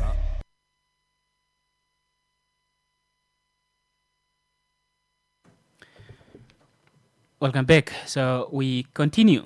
So a public office and how awkward things can be, I imagine. It's just one difficult conversation after another. So you have a difficult conversation with, with the company representatives that have invested billions of dollars in your country's natural resources, and you can see you are being swindled. You can see that because much of it is being shipped out raw. And when you bring up the discussion of local beneficiation in terms of processing everything at home to build the industries and skills associated to the processing methods of the particular natural resources, whatever answer you're given, I mean, if you're given yes as an answer by the company representatives, then you have to just wear a suit and drive as fast as you can to a press conference to tell your people, we have reached an agreement with Bitgold or Swakop Uranium, or just an example. But if the answer is no, now you have to be politically correct. Gentlemen, these things are complicated. Is it? Yes, it is. Oh, no, it's not. It's not. Like it's not complicated. It's very simple to explain. Like if I was holding a press conference in reference to processing natural resources at home after having an engagement with several extractive industry representatives, and I was told no, I will start with a story. When we were kids and we were playing street soccer, and we all had to bend over backwards in compromising in order to accommodate the owner of the ball, irrespective of how many screw up they just kept bringing up, which more often they had a lot of screwing up. Sometimes it wasn't even a score, but if they claimed it was a score, because he's the owner of the ball, you just have to agree with his score. Now, even if he kicked you, even if he's the one that kicked you, the foul goes to your team, and the advantage goes to them. Means it's their free kick or penalty. That's the story I would start with. I know most likely go viral, which I'm in the entertainment industry. Going viral is my favorite thing. Just not in a negative way, just positive way. So, Indonesia, 2023. We are not the only developing country or a group of developing countries, aka the African continent, that are looking into the natural resources beneficiation, process natural resources at home, create opportunities, build a skills base, and vocational skills is something that was also referenced in Okakarara Vocational Training Center came up a lot in the Ocho-Tanjupa region State of the Region address. And I've said this before. Look, sometimes I forget just how massive. I think. Look, this is one of those reasons why I always think that Okahanja is part of Commerce Region, because sometimes I just forget just how massive Ocho-Tanjupa is. It's Ocho-Tanjupa and Kunene. It's Ocho-Tanjupa and Kunene, Hardap and Karas. Hardap, Karas, Oshodonjupa, Kunene. These 4 regions are massive. They are huge. So, in March of this year, Reuters reported that the Indonesian government, issued a regulation allowing mineral companies to export unprocessed ore in force majeure and by the force of God type of things, like something that is outside outside their control or the government's control, basically. In situations of force majeure. Now that was announced by the energy minister of Indonesia. Now, why were they talking about lifting? Regulating, more like giving the mineral extraction companies and processing companies, especially the extracting companies in Indonesia. Why were they given a green light to export natural resources from Indonesia? Well, they were given a green light. They were given that permission because in 2023, Indonesia said, well, we have these natural resources here. Now, if you want access to it, you will have to come here and set up assembly plants here and do everything here. And I really love that Africa is pursuing that. You know, one problem that will solve that I don't think a lot of African leaders are seeing yet: armed conflicts. Because if you have a picture all the mining operations going on in this continent and the companies that are doing it, if they had multi-million-dollar piece of infrastructure processing that resources on the continent, they wouldn't want these resources to be bombed, this infrastructure to be bombed. Therefore, I don't think they would participate directly or indirectly by arming a bunch of militias that are causing all kinds of political, destabilization of all regions on the African continent, especially on the African continent. They won't. Actually, they will go far and beyond to make sure that they are not participating in any country or entity that is arming a bunch of militias on the continent. Hey, actually, that's an interesting one. 2 birds with 1 stone. Silencing of the guns, check. Industrialization, check. Actually, you go, Africa. Now, in 2023, Indonesia banned the exports of raw minerals to encourage metal processing at home, but has made some exemptions this year. Made some exemptions this year to allow, under certain circumstances, the export of raw natural resources. Now, that force majeure, or forces beyond the control of a human being, or by the hand of God, that is used in that that's used as an explainer behind the lifting, more like making the conditions fluid for the extractive industries operating, for companies operating in the extractive industry in Indonesia to ship some of the natural resources raw. What is the reason behind that? Look, if you are faced by circumstances beyond your control, you may, but you still have to go through the energy ministry. That is the official story. The heavily debated unofficial one, at least. Now, this is more official than the next example. Now, this is the one that I pointed out earlier, that where you have a lot of you have a lot of you have like 2 camps basically. You have 2 camps. Earlier in Africa, every time we brought up the natural beneficiation at home type of discussion, let's process natural resources at home, there were 2 camps. Camp number 1, if you do that, you are going to chase away investors. I'm pretty sure at some point we have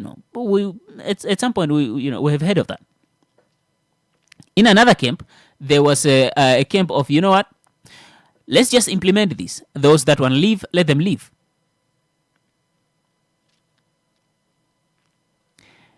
except a lot of people on the ground, if you ask them, they are gonna go with camp number 2 of, you know what, just implement this, and if they wanna leave, that let them leave.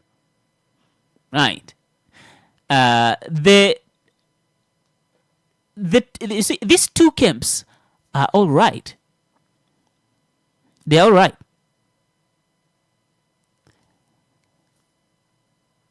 Except a lot of people on the ground, if you ask them which camp they wanna, which camp they wanna go with, a lot of them will go with camp number 2 of, okay, just implement the laws. If they wanna leave, let them leave. Except, it's a brilliant idea. I would go with that idea. I'm saying I would go with that idea. I'm about to explain why, at least why I think. Let's not stop there. Let's first figure out, let's just do the math here. Who is most likely to leave based on the engagement? The first thing we have to do is conduct an engagement by engaging with all these companies individually. And then we do our own internal assessment of, okay, you know what?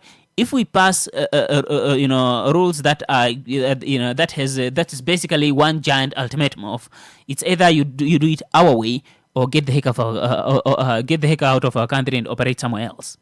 Now, if you gave that ultimatum, step 1, do an internal assessment. Do an assessment of by interacting, by meeting all the representatives of different, and I would actually recommend you meet them individually. And then do an analysis of, okay, who is most likely to pack their bags and leave, and who is most likely to actually, stay. And then we combine the number of companies that, these ones are most likely to pack their bags and leave. Now, if they leave, how much money is going to leave along with them? And what is the economic fallout that we are going to experience? And how are we going to navigate those challenges? Can we swallow that blow, or we're going to end up in a coma economically? Now, that is the worry that keeps camp number 1 awake. Yeah, a camp, if you implement this, they're going to leave. That camp. That's what keeps them awake. If you can do the math and then end up with a... if you can do the math and then end up with a very simple conclusion of, you know what, if we do this, they're going to do this. Now, when look, you are not being a coward. You are just being, you are calculating your angle, your angle of attack, your maneuverability.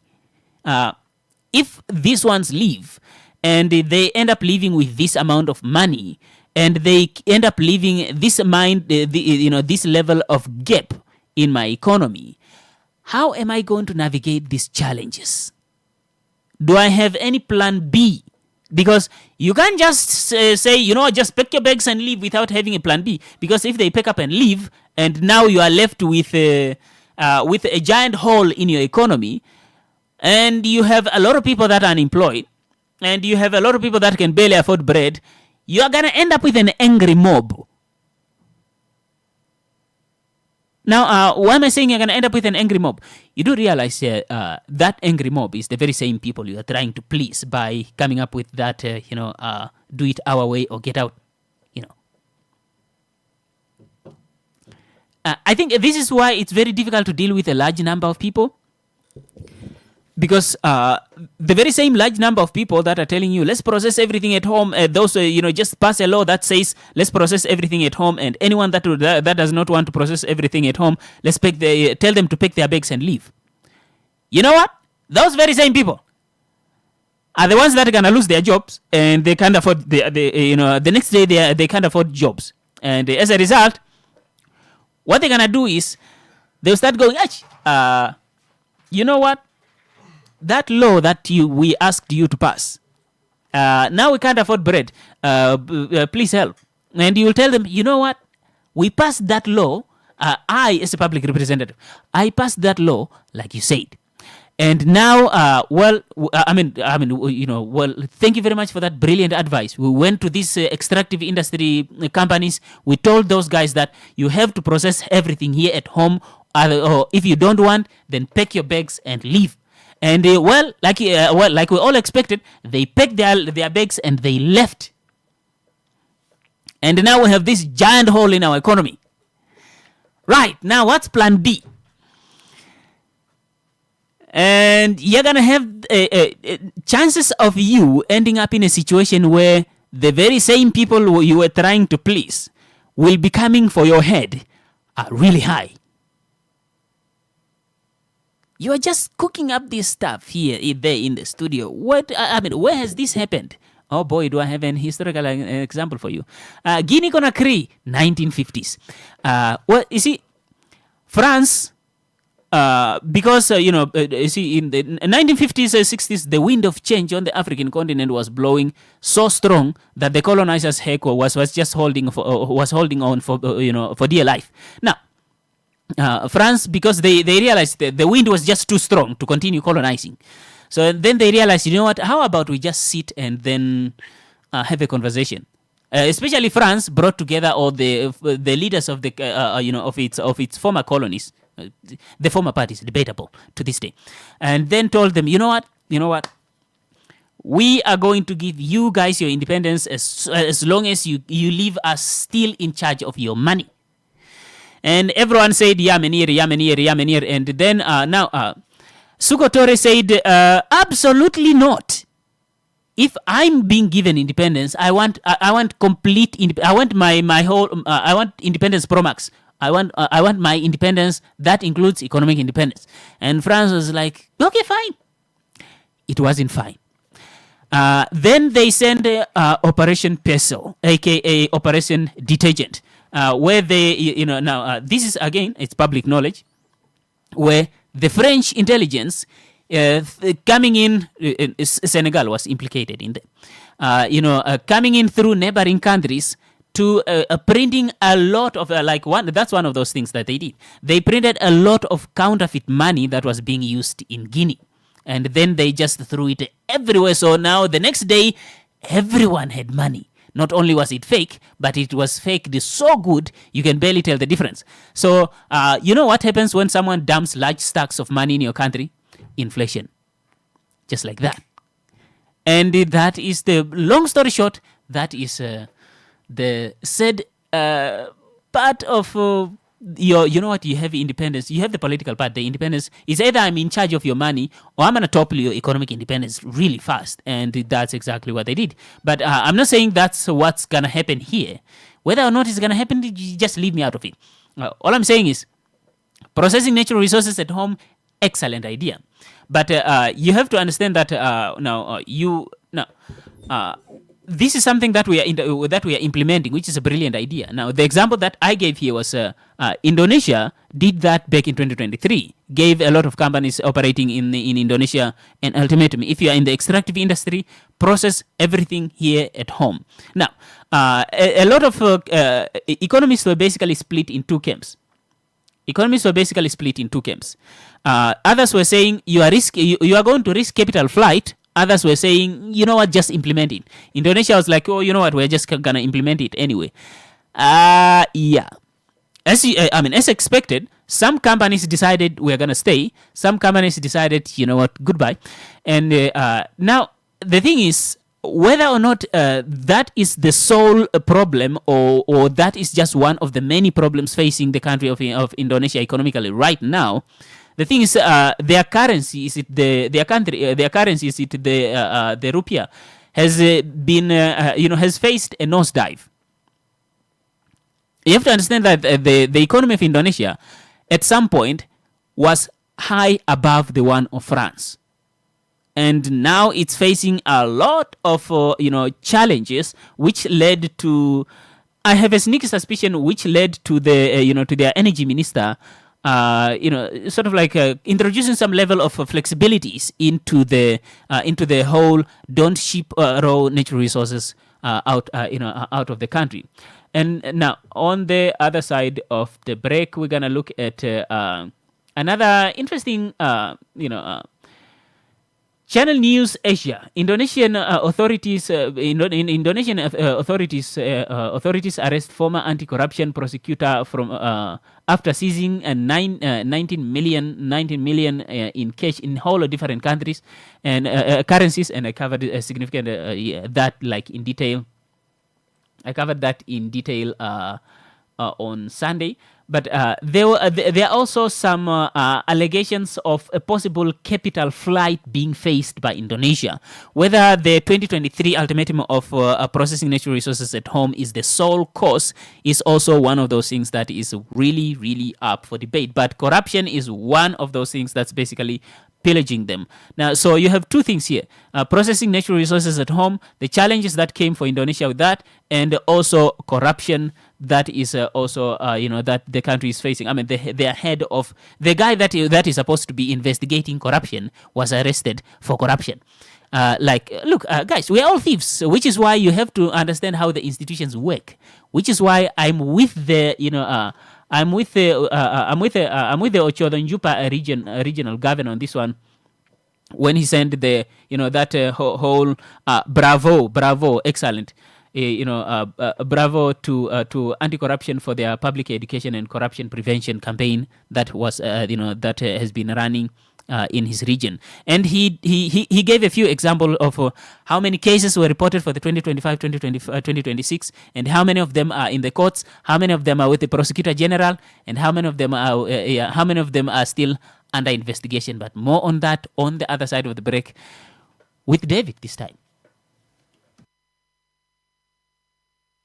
Lipurane ngeno wapumbwa Eva tere ulikoni maondo tutoingida ashike kapeno nweku dite opoye ekukulile oshafafana nongeshe faili mehola mo ihoetike kovano ile koshiwana onongeshe fa yapumbwa kukaraya kovano okupitiramo Eagle FM otuna emitoda njuka okukwetera oipindi konu kondado inawa nuneudo otukwetera o special ngeta shake ngeshe fa omarudi dayo loka opone ushendi fenawa nokumona oijamwili nawa ningepata fanona monika ko Eagle FM onora 3 bali heali nola natu heali bali no heali ile ko berewa nora 3 natu bali o 3 o mafelane Eagle FM the eye. My friend, why do you seem so worried? Ace, I'm planning an event for next weekend, and I don't know how to best get people to hear about it. Saima, don't worry about those small things. Contact Eagle FM today. Eagle FM has a dedicated team that can travel anywhere countrywide to broadcast live at any event, such as a promotion, organizational launch, anniversary, wedding, funeral, political or traditional, and church events. And basically any event that you wish to broadcast on a national level. Call them now and talk to Monica at 081-270-3727 or the office number 083-288-400. Eagle FM, the eye. Eagle FM lets you express your constitutional rights of freedom of expression without fear of favor. This is actually, to put it mildly, an economic scandal. Fraud. Not fraud, it's a scandal. Why do you give a tender to somebody who does not have capacity to build? Why should you do that? You know a person who does not have the capacity to build. Eagle FM lets you talk. That's why I'm always telling people in Parliament, let me not take up my Katatura manners. Right. Because I grew up in Katatura. And I will not hesitate to tell you off if it is needed to do. Be part of the debate by setting the agenda. My response in terms of Rwanda at 6% is that we had been there before. We've had 6% growth before. It's not something that Namibia has not achieved in the past, and it's not something that Namibia will not be able to achieve in the future. Eagle FM, the eye.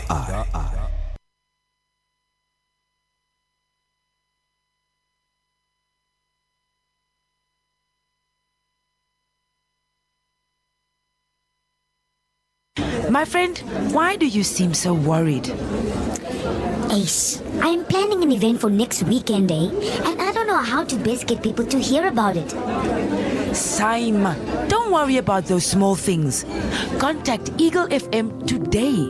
Eagle FM has a dedicated team that can travel anywhere countrywide to broadcast live at any event, such as a promotion, organizational launch, anniversary, wedding, funeral, political or traditional and church events, and basically any event that you wish to broadcast on a national level. Call them now and talk to Monica at 081 270 3727 or the office number 083 2888 400. Eagle FM, the eye.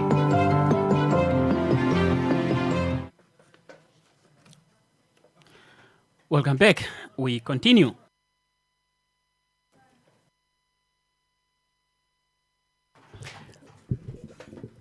Three minutes to the hour of 6. Before we continue, let's take a live read.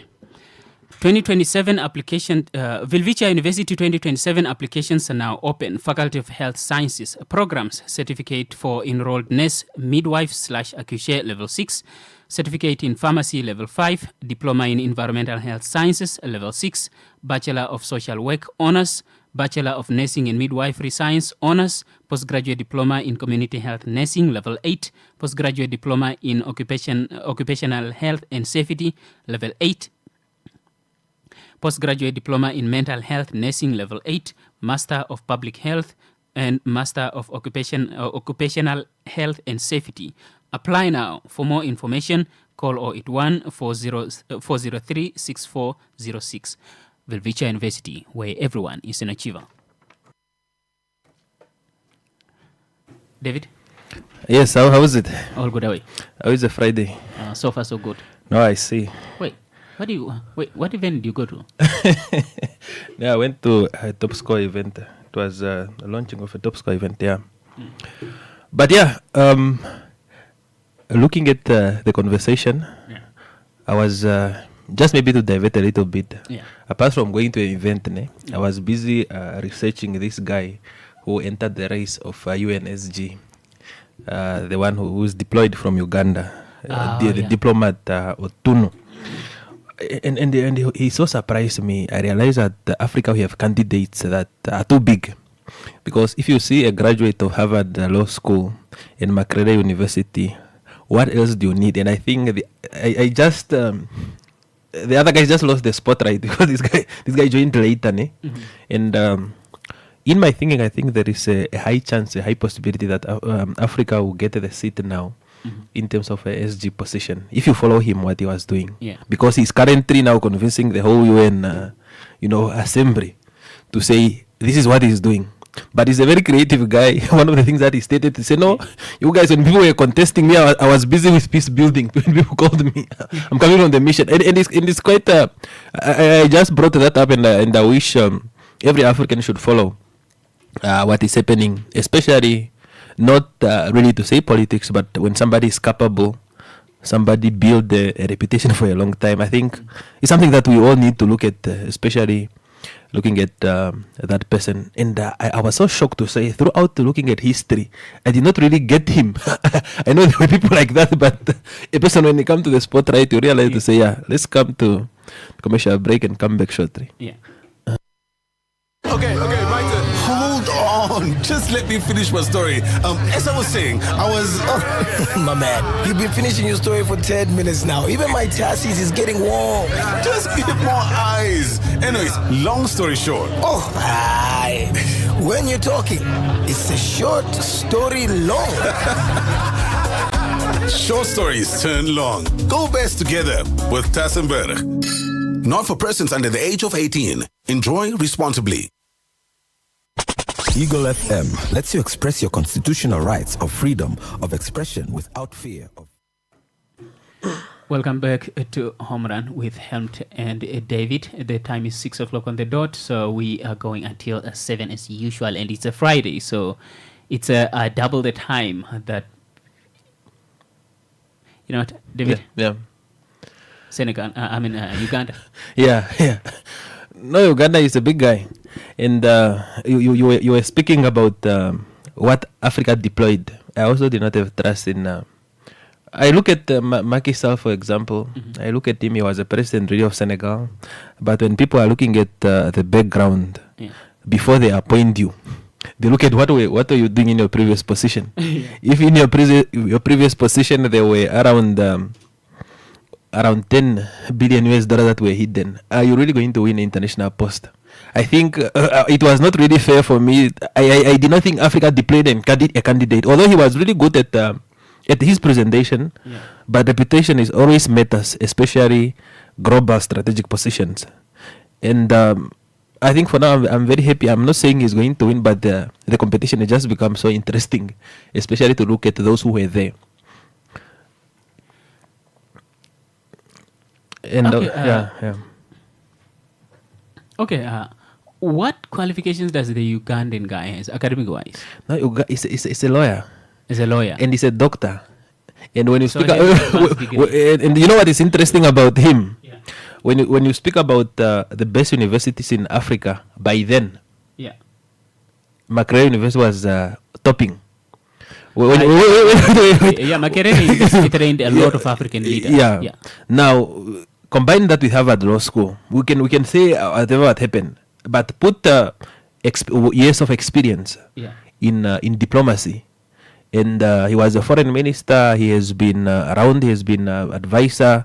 He worked for peacekeeping missions. He was at UN. And when you look into that, you realize that this, when somebody is so humble, so humble enough that when he's seeing people competing for position, he did not apply. He was the commandant. He was busy with peacekeeping. You know what it means? No, he is not a position guy. But I think the standard just becomes so interesting.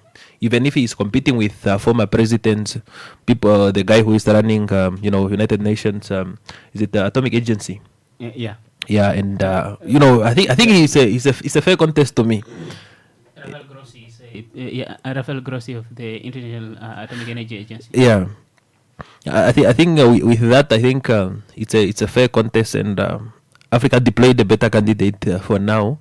And let's see how the evaluation is going to be. And if somebody joined the race late, and it's not him who stood up, it's people who were fighting for him, I think there's a lot of things that we need to learn.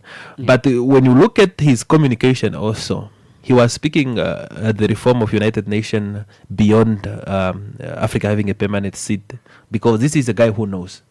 And convincingly, I think let's judge for now, but let's also see history also judge to say it's not about really what would happen, but I'm just happy for that.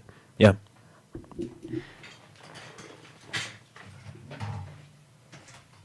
Okay, now this is this is not the first time that African, big guns are coming out of the African, the African continent to contest or even run the international organization, aka the United Nations, because we have already had two, Secretary General running the United Nations from Africa. We have the first one was I believe Boutros Ghali of Egypt, and you have Kofi Annan of Nigeria. Before that was before Ban Ki-moon of South Korea, and now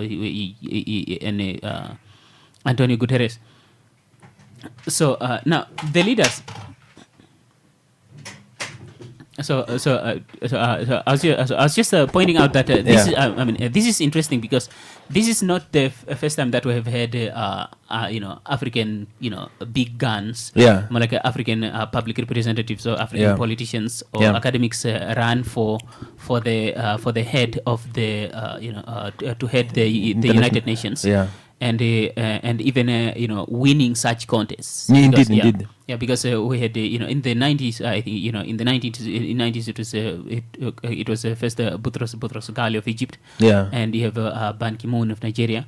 So you had two already on the African continent. It's Annan, Kofi. Yeah, Kofi Annan of Nigeria. Yeah. Now here's the thing.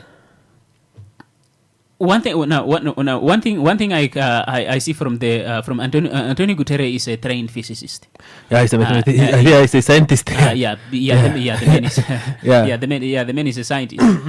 Look, he's one of those scientists that doesn't look like a scientist. Yeah. And now. And you have who is this?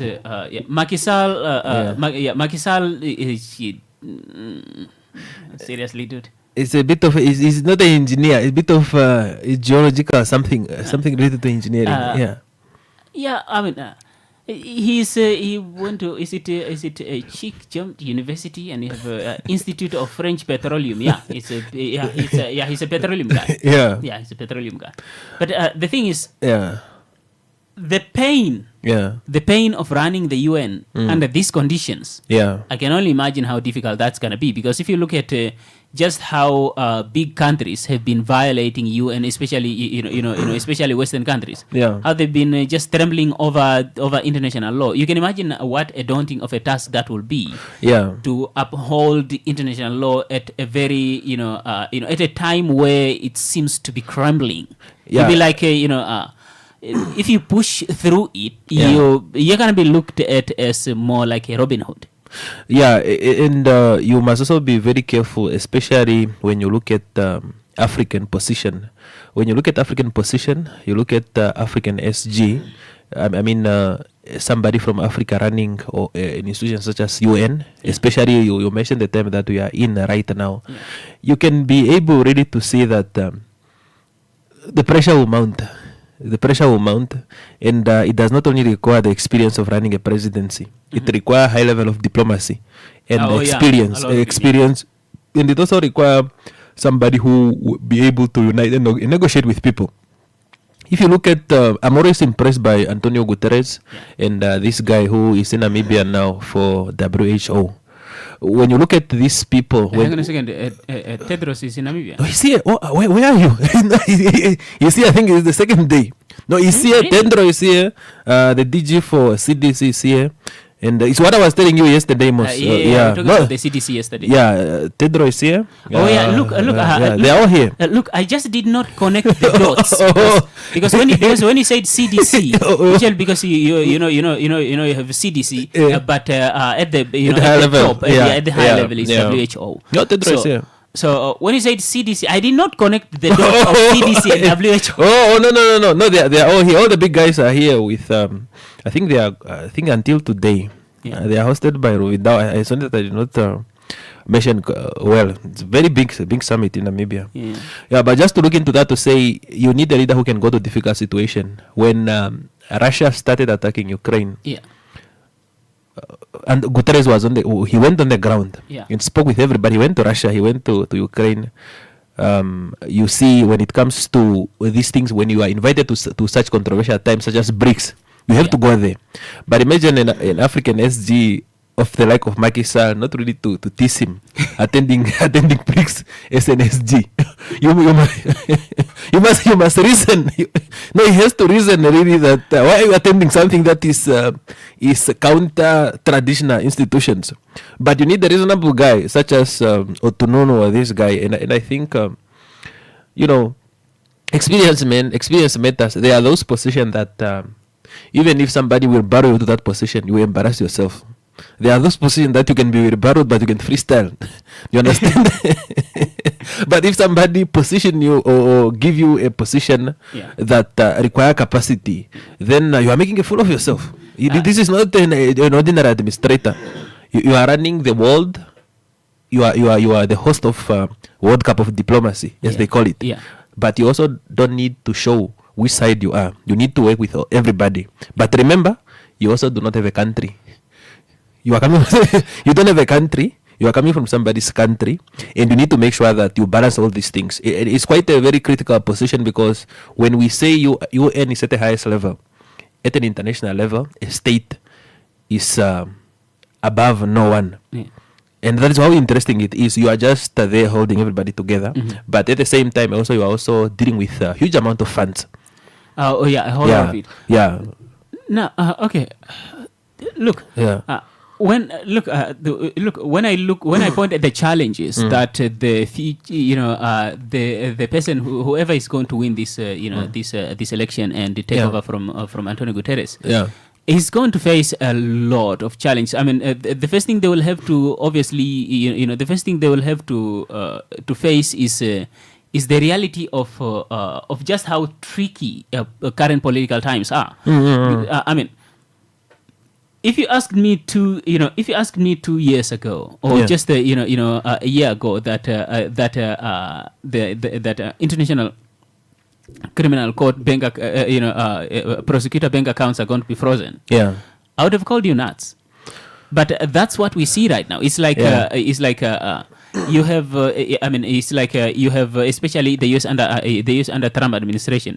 Like this is something that is actually unprecedented.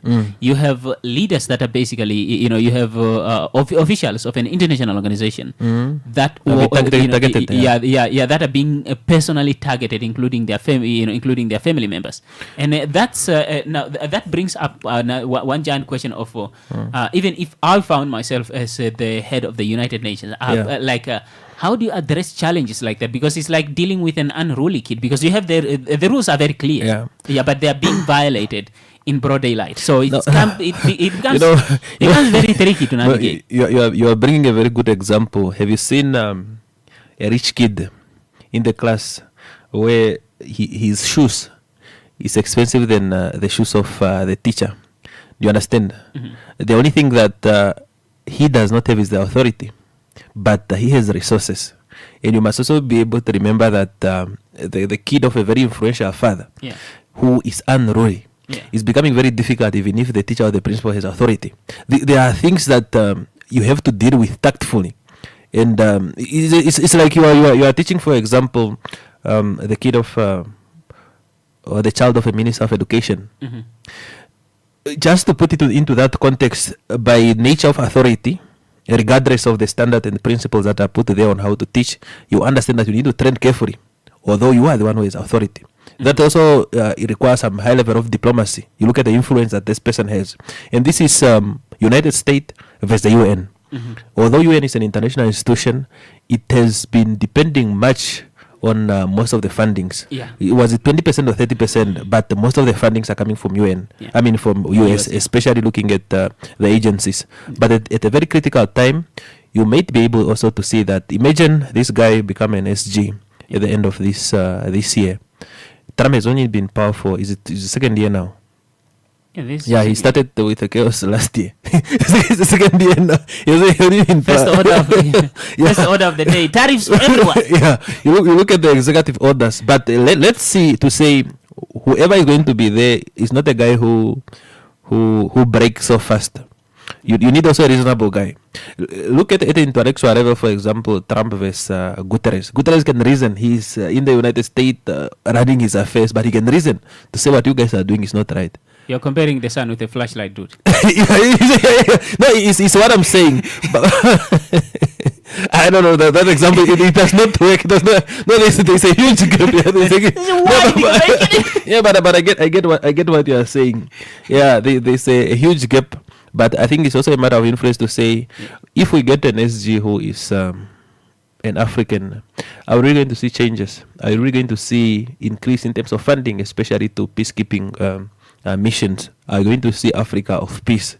Are we going to see the issue of minerals to change, or the person who choose position over strong influence? Because remember, individualistic is an innate skill that everybody has. Although a certain individual stand up and say, I'm a politician, I'm there for the people, you cannot move without making sure that you are safe. That's why is it position, influence, and history, plus you do what is right. That is something that we need to look at. Look, one of the biggest advantage that could come out of it for an Africa winning, and I'm saying could here because it's not that easy. And could be making it easy to at least to have the discussion around Africa's representation on the Nations Security Council. But here's now the giant problem here is that look, the General Assembly doesn't have a problem. Yeah. And even when it comes to to Africa's representation on the National Security and the National Security Council, Antonio Guterres is a very reasonable guy. He didn't have a problem with that. Yeah. The biggest problem with any type of reform is the Security Council itself. Yeah. Even the way that the UN Charter was written, I feel like they gave the Security Council a little too much power. Yeah. And now we're just if you look at the UN General Assembly, it's exactly that. It's a General Assembly. It's a General Assembly. Yeah. I can't believe they're proud of that name. But anyway. No, but one thing, it's an interesting thing to look into, because even if you look at the structure of governance, the hierarchy was supposed to be at levels where you have an oversight, but you realize that if you are comparing UN its structure and also how it's operate, you'll be able also to see that when it comes to that context, you don't have a board which is overseeing. You have a Security Council which is at the center of United Nations, where every member has veto power, and if something is coming to influence their power, they will definitely veto against it, and there's exactly nothing that Africa can do. But the interesting part is that when Africa, for example, is represented at the United Nations as that of a leadership of a Secretary General, we might see new things that would happen, because you also need to look at the character of a person and also the trust of a person. Because remember, in the history of United Nations, even in terms of voting, remember that there have been countries that were not voting on African ticket. Have you seen that? If you look at most of the time, when you look at Kenya, Kenya has always been having its own policy. You know, Kenya can be a Pan-African leader in terms of what they speak about. But look at Kenya it's like you guys are talking when you are at home. But when you go to the neighbor's house, you are siding with the neighbor's kid to fight us. It's not working. Look at Kenya in the Russia-Ukraine conflict. Look at Kenya in the Middle East, in the Middle East conflict. Look at the vote and position of Kenya. Kenya has always been not a black sheep. In terms of internal policy and African thing, they are good. But when they go out there, they become a different person. But it's not only Kenya. You also find, especially countries that... Uganda is one of those countries. Yeah, Uganda also starting to be balancing. But I think Uganda is interest. You remember the South Africa Israel case? South Africa Israel case at the ICC. Yeah. Pardon me. Yeah. The judge on the panel of the ICC judges that voted for almost everything against against Palestine, South Africa, and for West, including Israel. Yeah. That judge, that lady is from Uganda. No, I mean, but no. I disagree with you. Look, man. They say I think that was only humanitarian assistance, allowing humanitarian access. Yeah. Even Israel voted for access. It was her. Look, man, this is a case that was against Israel. Israel voted for something, and I'm like, okay, this lady is broken. You know where I want to get you. I'm not agreeing with you. I'm not agreeing with you. No, I'm not agreeing with you, because you know what it is. At that level, because at that level, country does not matter, because this is a matter of law, right? You have to apply your mind. Now. Yeah, because you can't say because you are Ugandan you must vote for Ugandans, or just because or because of how they've been standing, or what do you mean? No, look, she's just from Uganda. I did not get that. Look, she's just from Uganda. Uganda was not involved in the in the case. The thing is. Now South Africa took Israel to the ICC. No, I got that. Yeah. Now the judgment of that case. Just finish. Namibia also supported. One of the judges on the panel. It's a Ugandan. It's Ugandan. And that lady voted. I think I remember the woman. Man. The lady voted like she's from Israel. more than she was from Uganda. Now the thing is, every country, every country has, has its more like side in this whole, Israel Palestine discussion. And one thing I like about being a Namibian is that now I actually live in a country where we can openly talk about this without getting into any kind of trouble, because in the US it's a touchy subject, and in the UK it's a touchy subject. Now you and I find ourselves in a country where you have a government have basically established point of view that this is the side that we belong to. So it's it's very easy for us, but for the US it's it's very tricky for them, especially for for citizens. I mean, there was a massive crackdown on anti-Israel protests and all that. But just coming back from that, it would be very interesting. Now, for me, it doesn't matter who takes over the Secretary General position of the UN. Their biggest challenge will be will be Antonio Guterres' biggest challenge. I mean, was Antonio Guterres' biggest challenge all throughout his term. The UN Security Council. Yeah, no, you made I hear that point, but where I wanted to disagree, it's a matter of application of the law, because when a judge is looking at the issue of law, they don't need to look at where they come from. But I also agree, especially when you see that you are the only one who is a black sheep. There must be something that you are not doing right. Either you are paid, or either you have really something of interest. Because if you are from Africa, first before everything, even if you are fighting for justice, you must understand that you are coming from the history of operation.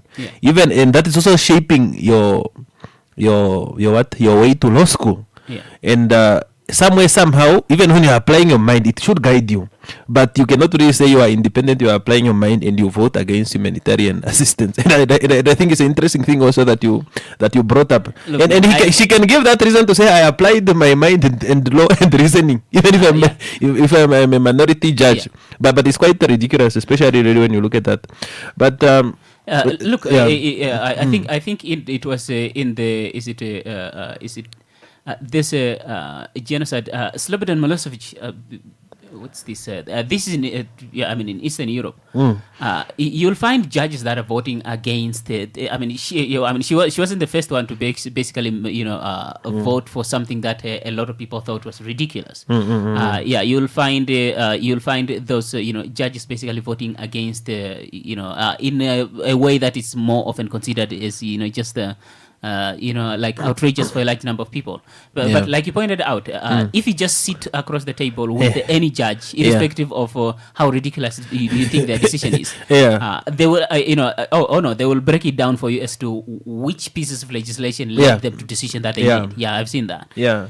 Now, but influence, whether we like it or not, influence is always there. It's okay. You can't get rid of that. Yeah, you can't get rid of that. Even if you speak about neutrality, there's always the humanity is always there, because your background, your people, it's like you have a judge or a magistrate who was a liberation fighter. There is there is a level of temperament. That's why those guys, you see them, they are always cool under pressure, but inside they are fighting a lot of things. They are fighting a lot of things because you are fighting humanity to say, even if you are applying the law, that thing is always there.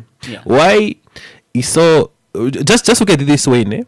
If you want to look at the aspect of neutrality, look at a magistrate presiding over somebody who commit a crime against his colleagues. There must be temperament, although they say no, every criminal has a right to be represented and freedom. You just see within that is a better that you never expect, and you will see that it will take a lot of time, and that's why there's a saying that most of the legal guys who are coming from law school representing somebody who killed the judge is a career suicide.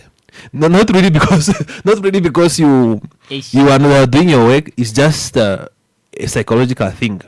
That this guy was also here, and also here we look at you like, but you had a betrayal. But let's come back to the topic.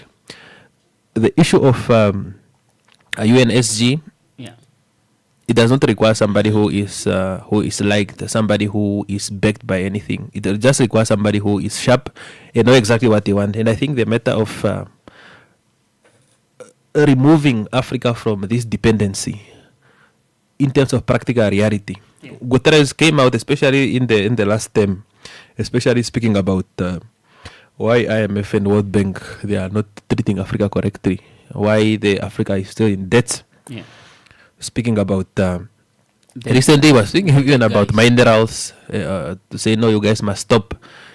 And he was even thanking EU. I think he has also some power and influence in EU to stop, supporting, especially those or buying from those countries that are driven by war, especially to get minerals.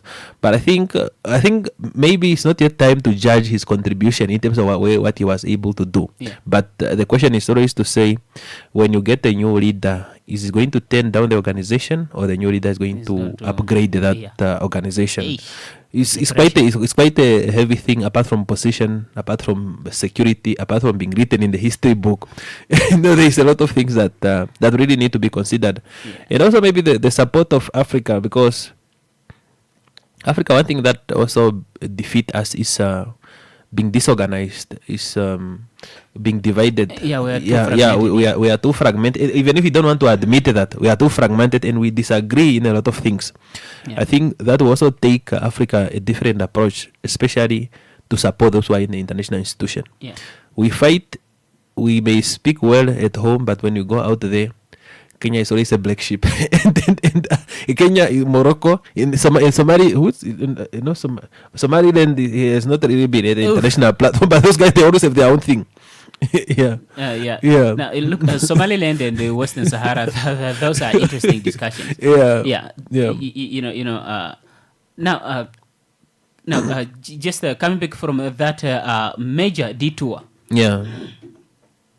So, there's something interesting about the shout out that was sent by the Juba Regional Regional Council in the state of the region address. Yeah. It's just like a kind of I translated it as some kind of a shout out to the to anti-corruption for the activities conducted in the region. Yeah. Especially in terms of educating people, like they conducted some kind of through their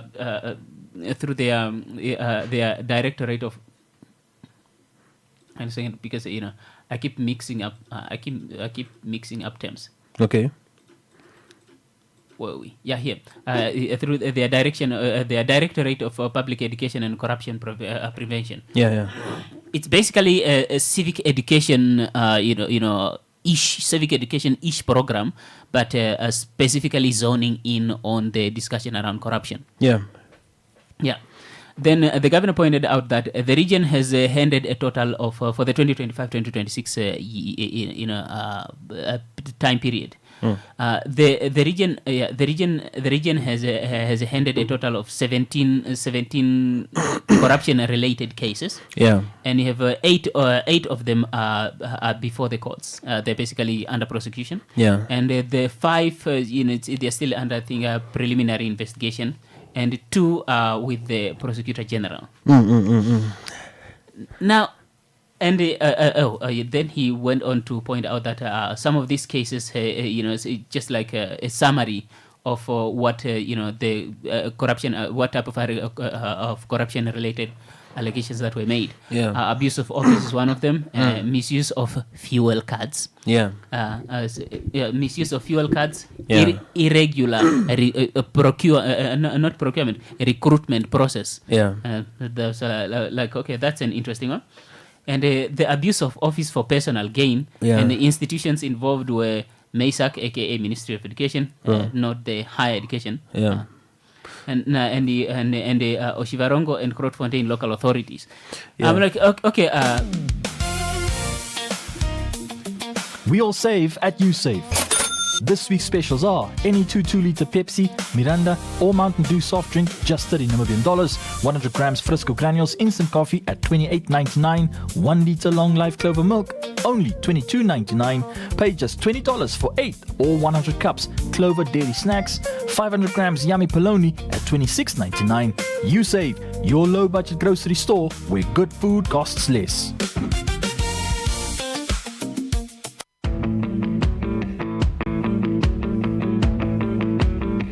You are now listening to The Home Run with Helmut and Dwight, weekdays from 4:30 to 6, only on Eagle FM. Download the app or tune in to a frequency near you.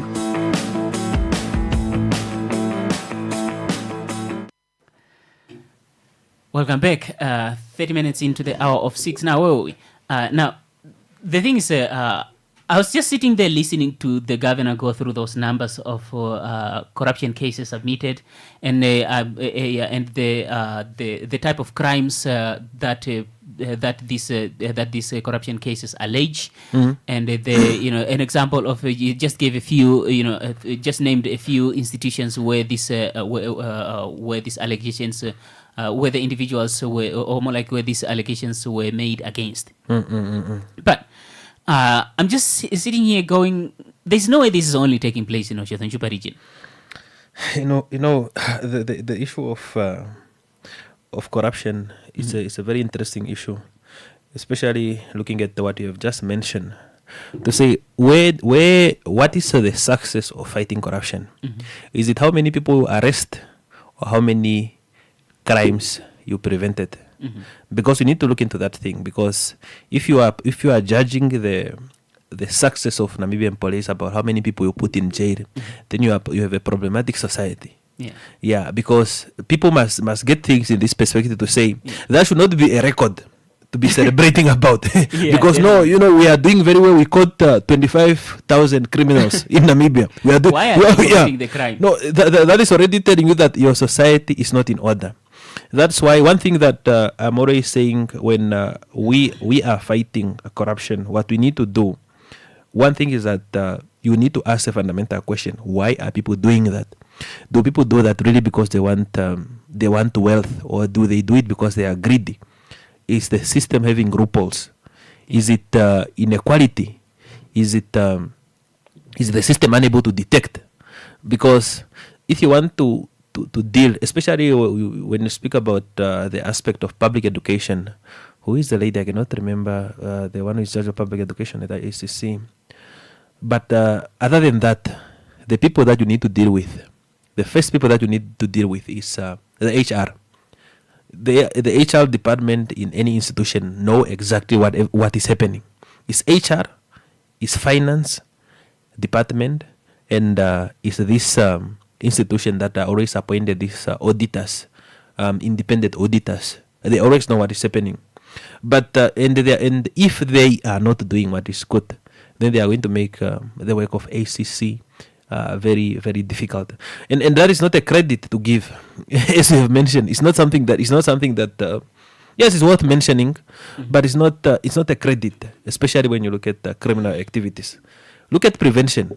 If you have a statistic of saying crimes has got down by a certain percentage, by certain percentage, maybe that are detected. For example, you must also be able to see if the crime went down here, what could be a possible reason. Is it because you created enough maybe jobs? Is it because maybe your public engagement was good? Is it because you strengthen your institutions? But if you just say crime went down and you don't have a specific reason about that, then it went down, but why? What happened? What happened? Because we must be able to say it's not only about those who are fighting, because the best way of fighting crime is education. It's not arresting. People do not know that the best way of fighting crimes is education. It's education and restructuring of the system or empowerment of people. That's the best thing. Because people will be interested in doing what they can do rather than try to find a way to cook. And strengthening capacity too. We have just seen in recent days that most of the people, they are doing things that they do not even know. They are signing where they were not even supposed to sign into. People are presenting speeches that they did not even go through to say what are they going to speak about. What are they going to speak about? That's why I think... yes, we must speak about it, but let's speak about tangible things. One of the group which I'm at was really frustrated to say why our councillors always give themselves pride, especially when they are presenting about drought relief program. when they are presenting about where Ochikukuta is going to be, and they are putting pride in that, and people are saying, no, Councillor is doing very well. They thought maybe it's work of a councillor, but that is not what we are supposed to do. We were supposed to look at bigger things. But I think I also need to go and look at in terms of employment creation. What was the perspective of presentation, Hermut? In terms of youth jobs and creation, what was the context of? When it comes to when it comes to not just employment creation, but the part that I zoned in much in relations to the youth is the reference, the reference to vocational training schemes. Yeah. And the governor also referenced Okakarara Vocational Training Center. Yeah. And in that very in a very same time frame, he was talking about natural resources beneficiation, processing natural resources at home, and which I think the two actually connects. Yeah, okay. Because if you are going to say, okay, let's process natural resources at home, the first challenge that you are going to run into if you don't address it before bringing up that implementation will be you will tell all the mining companies that you know what, we want you to process all the natural resources at home. And then they and they will all let's say they just all agree like okay fine, we'll do it. Now give us the people that have the technical capabilities of doing the processing, of being in the processing plant, and then you turn around and realize that you did not actually do that.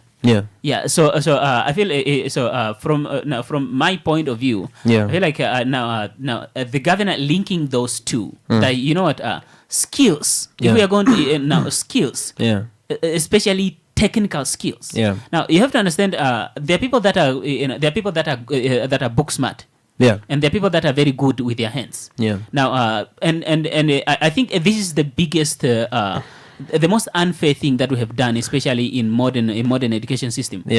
We just took everyone and then shoved them in the class and then crossed our fingers and hope they all perform the same academically. Academically. But some people are just not made for the books. They are very good with their hands, and some people are not good with their hands, but they are very good. They're very good academically. We have made it a one size fits all, and then when some people now that are just not who are not cut out for the academic world, every time they don't fit in, we ostracize them. Like maybe there's something wrong with them.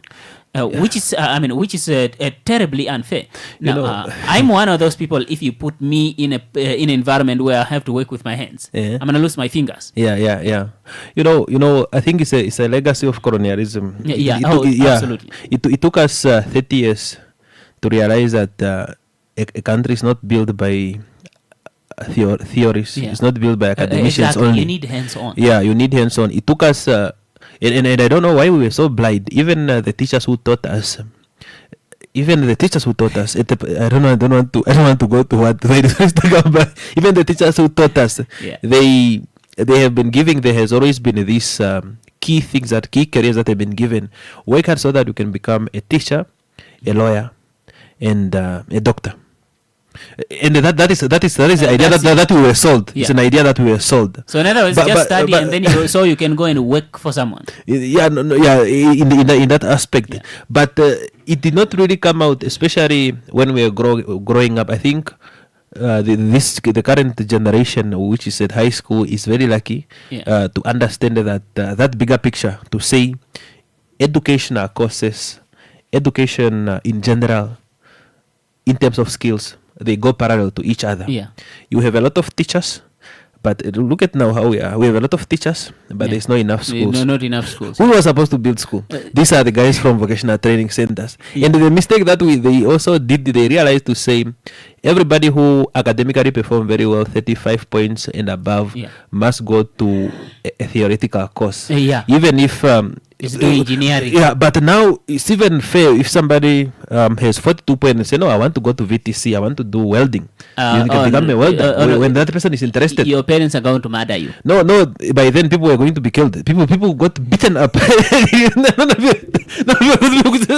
Are you okay? Are you okay? What are you trying to do? And I think it tells us a lot to say we were so sleeping all those years until we realized that our economy is stuck.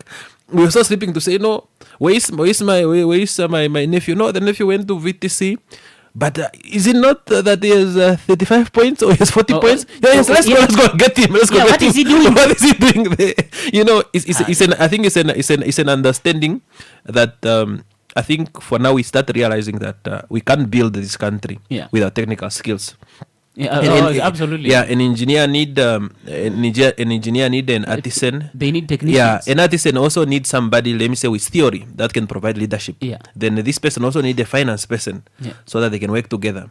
That's why now you have vocational training graduates who can do self-employment businesses, but they cannot do what?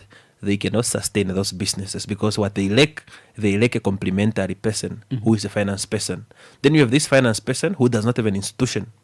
That's why I think it's a good thing that you brought it up to say they meet here. Yeah. If you talk about processing, you need these guys with do you have enough people with the technical skills to carry out the processing? But if there are towns that and the region that are strategically positioned, is Oshozonjupa. Zonjupa is strategically positioned in terms of not farming, but you also look at mining, where it is. You can also look at logistics. It's part of central. You can put it that way to say even if it's not central Namibia, it's connecting almost all towns. In most cases, you have to go via Shivarongo.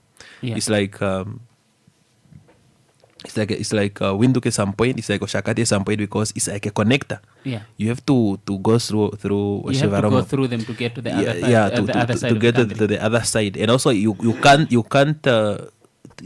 be honest and you say you are visiting Namibia and you jump from Windhoek to the northern part of Namibia without going through Shivarongo. You can't, even if you are going to Etosha.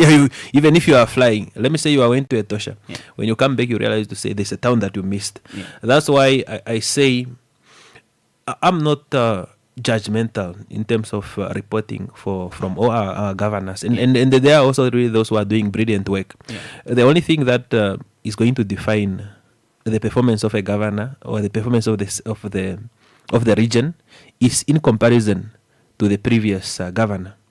How? Because this governor has to prove that he advanced the agenda of who is may he so rest in peace, James Warikwa, who was governor of Zonjupa, for example. You have to prove that at least you are building, you are doing better than him. Yeah.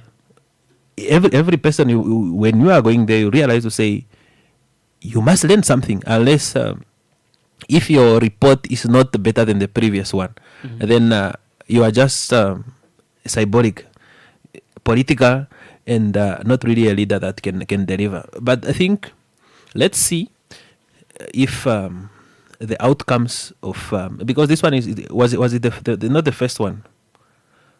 Was not the first reporting? No, the first one was last year. But when did they get to power? It's not last year. Yeah, it was last year. Okay, but let's see. Let's see what the future looks like, especially in the aspect of regional development. But do they have something that look like? Regional diplomacy. Do they coordinate each other? I don't see that. I see it with towns, but I really don't see it. Do they have it?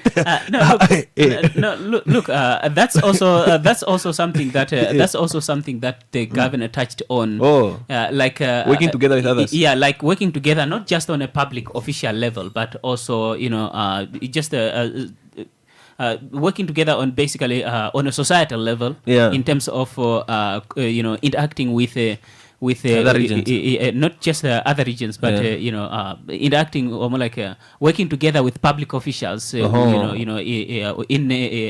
execution of their respective duties. But more on that on the other side of the break. Okay, my turn. Hold on. Just let me finish my story. As I was saying, I was...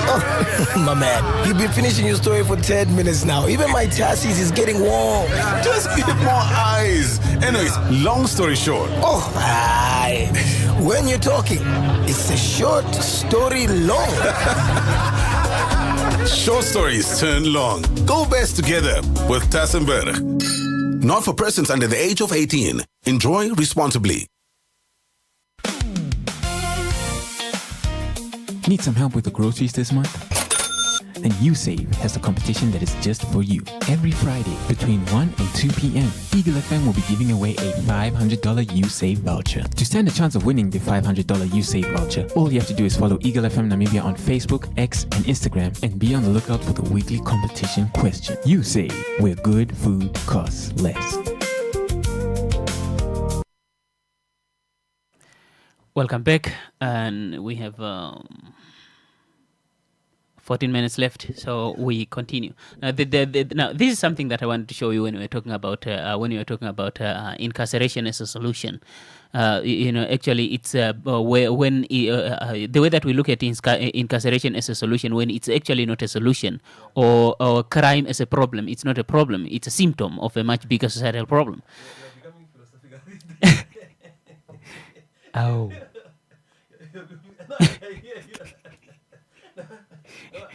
What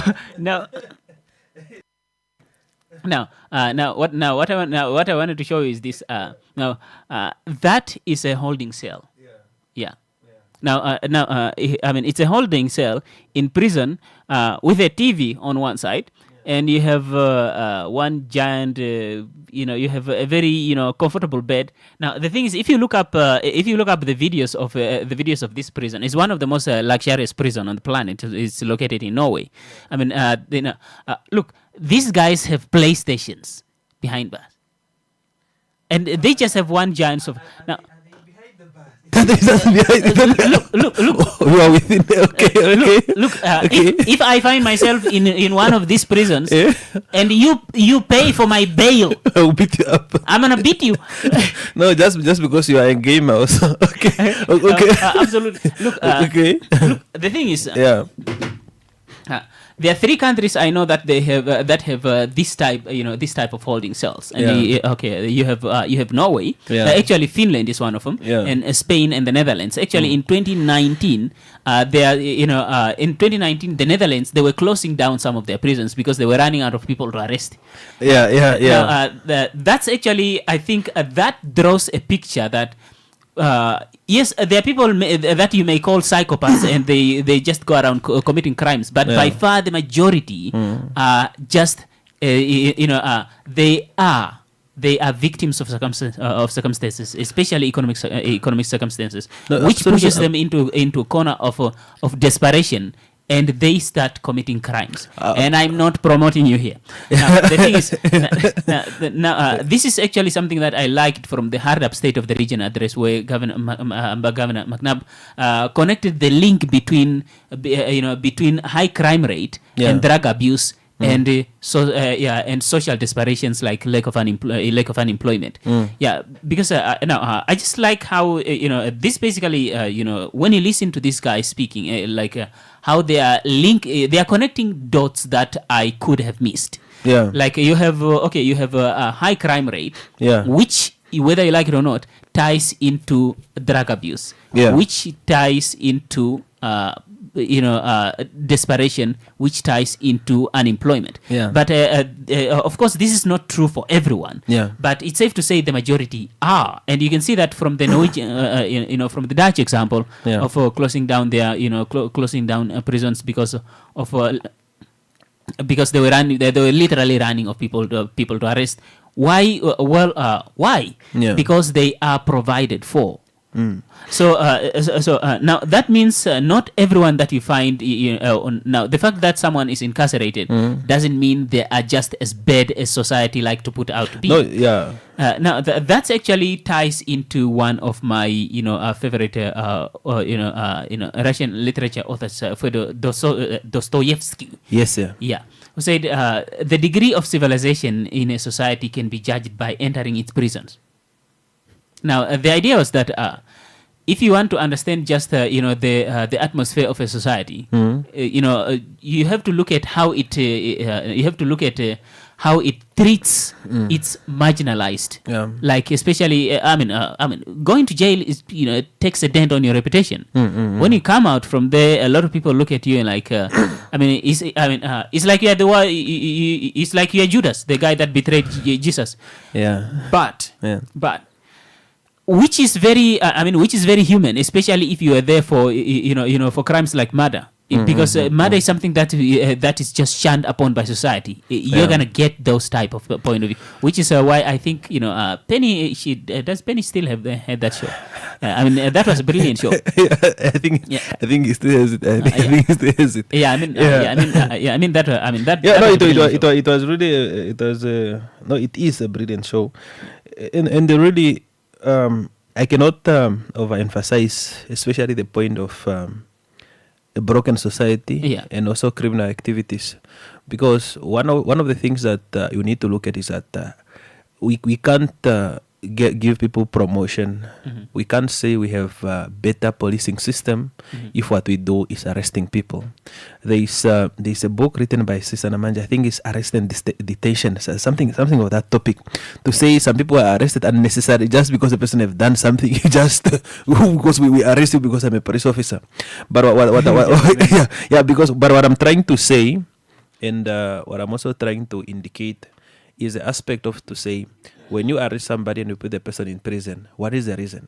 Yeah. Why do you think prisons are named correctional services? Yeah. The argument in the law is that you are not punishing an individual, you are correcting the behavior.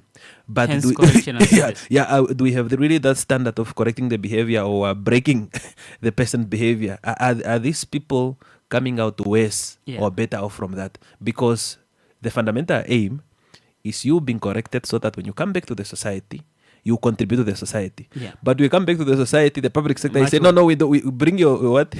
How do they call it? Police. Criminal record. Your criminal records. Now, even a corrected person, you have to come and explain yourself to say you are already in prison even after you are out of prison. That's why Penny's show is an interesting thing to say. How do you bring back people back into the society? And what lesson can we learn from other countries? But at the center of that is the standard of the society. A broken society will always create broken things. Yeah. If you find a broken society, a broken economy, broken relationship, you find broken windows too. And everything is just broken because things are not functioning. Yeah. That's why people go back to their innate nature of the state of nature, where everybody's fighting for himself. It's only a person who has more power who can lead, and it's becoming very chaotic or becoming so anarchic, if I have to put it that way. Yeah. But fixing, if you want to fix a lot of things, fix the economy.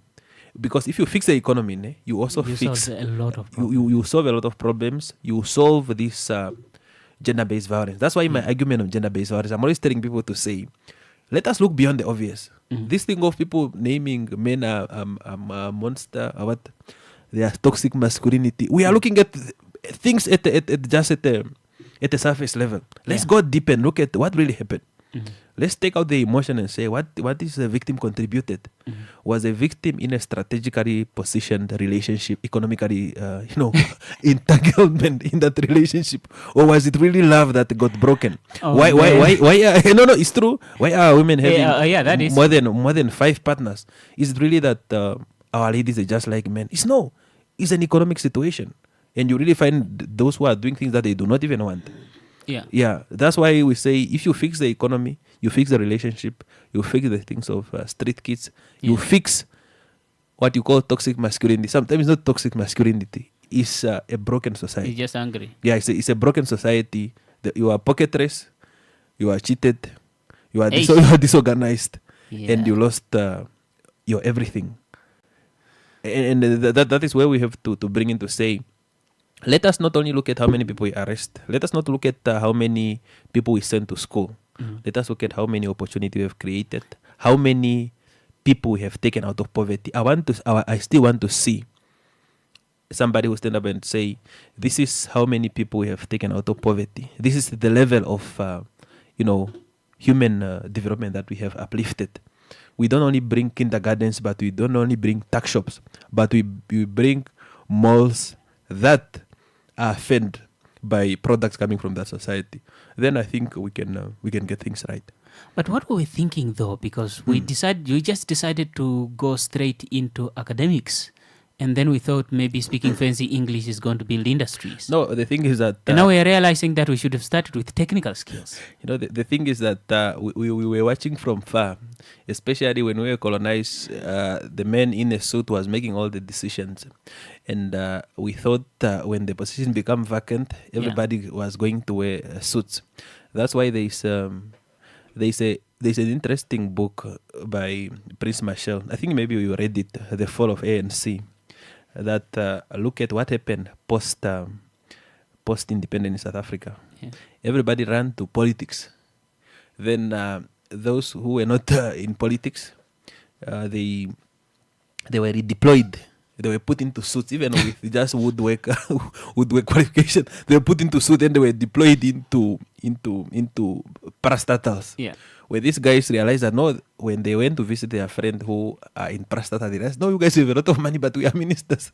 That's why some of them, they realized after that, they also come and influence the position and all these things. Yeah. But what was left is that who was left running the industry is still the minority, or whites, capitalists, who are running the industry. The guy who are wearing shorties and Land Cruisers, not the guy who are wearing shorties, because they know this is what the economy holds. Yeah. They don't need to be in politics. And just maybe to end on your point, I was so fascinated. Was it this year when I went to a General Assembly of Meatco? I was so shocked. I realized that the guy who owned the economy, they don't show up anywhere.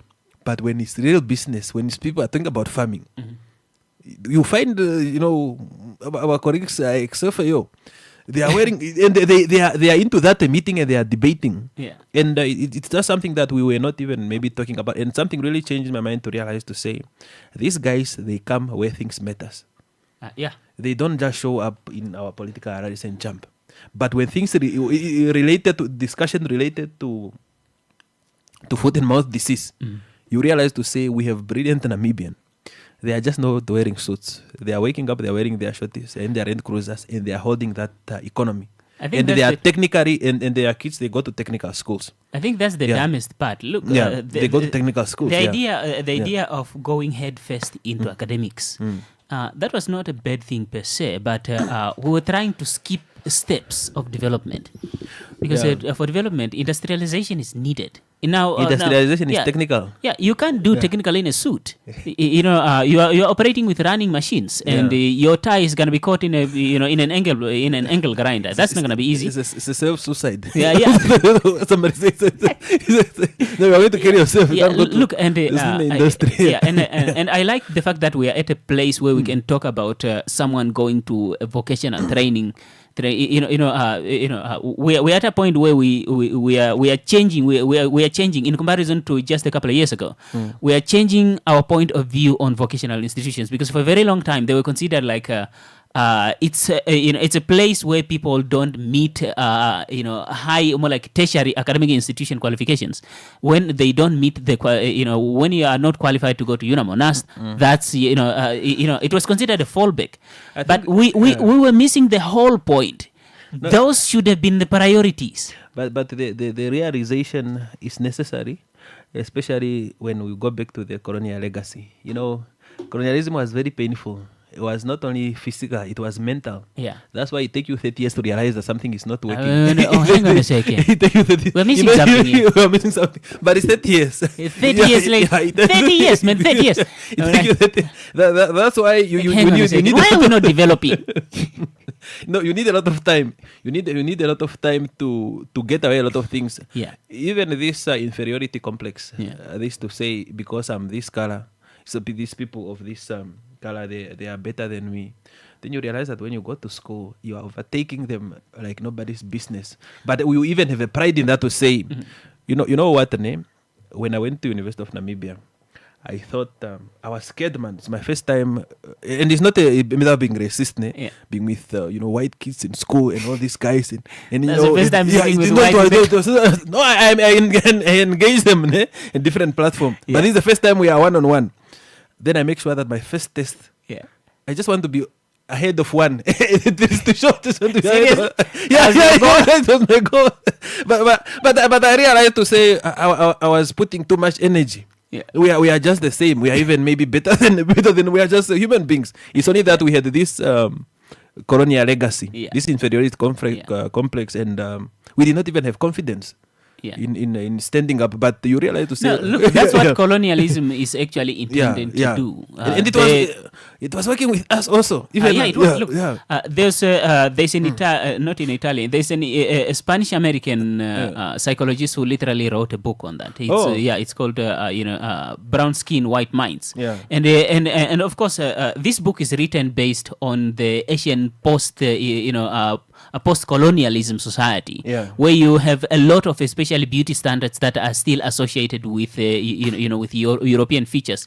Take for example, and you see the same problem here. I mean, the entire cosmetic industry is built on the exact same ideology of unless you have a light skin, then you are not beautiful enough. Unless you have long hair, then you are not beautiful enough. And all the features that are associated with beauty are European, are based on European beauty standards. And if you think it's bad here, South Korea is worse, because there are people that are going for surgery so that they can have European type of features, and all this is happening after colonialism. Now, one thing that you see there is that yes, the days of colonialism in a traditional sense may have ended, but the psychological impact is still with us.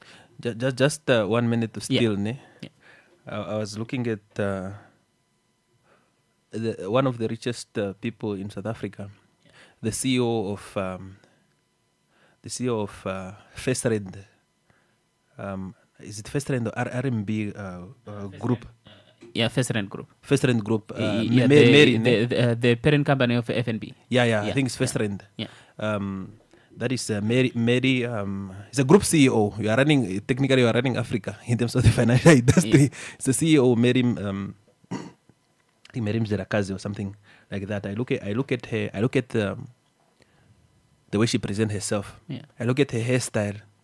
I was trying to look at her face, what I see. But this is money at the highest level. This is position at the highest level.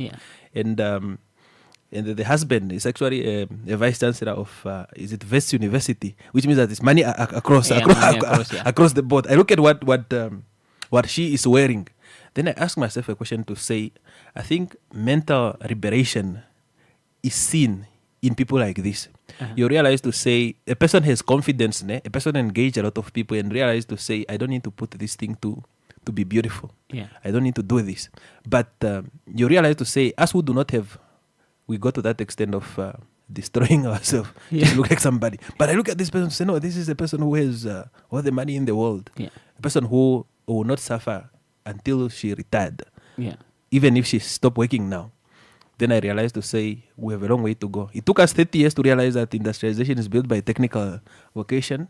But maybe to take us another 30 years to realize that beauty doesn't mean that you need to put... You have to look, you must have European features. You must cut out everything that you are given and replace them with another thing. I think it will take us a very long time to realize that. Oh no, that's going to take But we are getting there.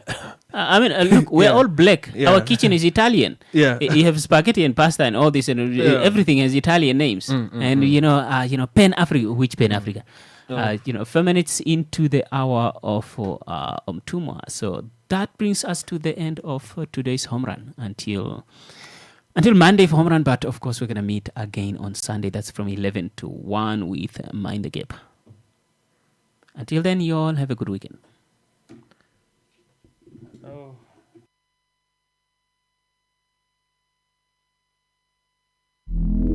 Dear listener, the following show is a playback. Eagle FM lets you express your constitutional rights of freedom of expression without fear of favor. This is actually, to put it mildly, an economic scandal. Fraud. Not fraud, it's a scandal. Why do you give a tender to somebody who does not have capacity to build? Why should you do that? You know a person that does not have the capacity to build. Eagle FM lets you talk. That's why I'm always telling people in Parliament, let me not take up my Katatura manners. Right. Because I grew up in Katatura. And I will not hesitate to tell you off if it is needed to do. Be part of the debate by setting the agenda. My response in terms of Rwanda at 6% is that we had been there before. We've had 6% growth before. It's not something that Namibia has not achieved in the past, and it's not something that Namibia will not be able to achieve in the future. Eagle FM, the eye. Dear listener, the following show is a playback. Na sot popinga tulimo ndangwa ya shime shimbura o programa etu ontu mweri mombepo kutabmeka pa video pa ifesigo tunja onti ntimuyo nguroke na tumpopite komiga diri no diri unine kitunda kuziro kuni gino kolika no kundume na kuti monda iya da ili ponje oshiro ngakala para kane kiro fimana pya kundira po lela ya onine akoteri ko Spain ono ta sigo pa ife achae oshika ke shino ta dana ke chaputa pandula so uspana pashiwana yete kopimo Spain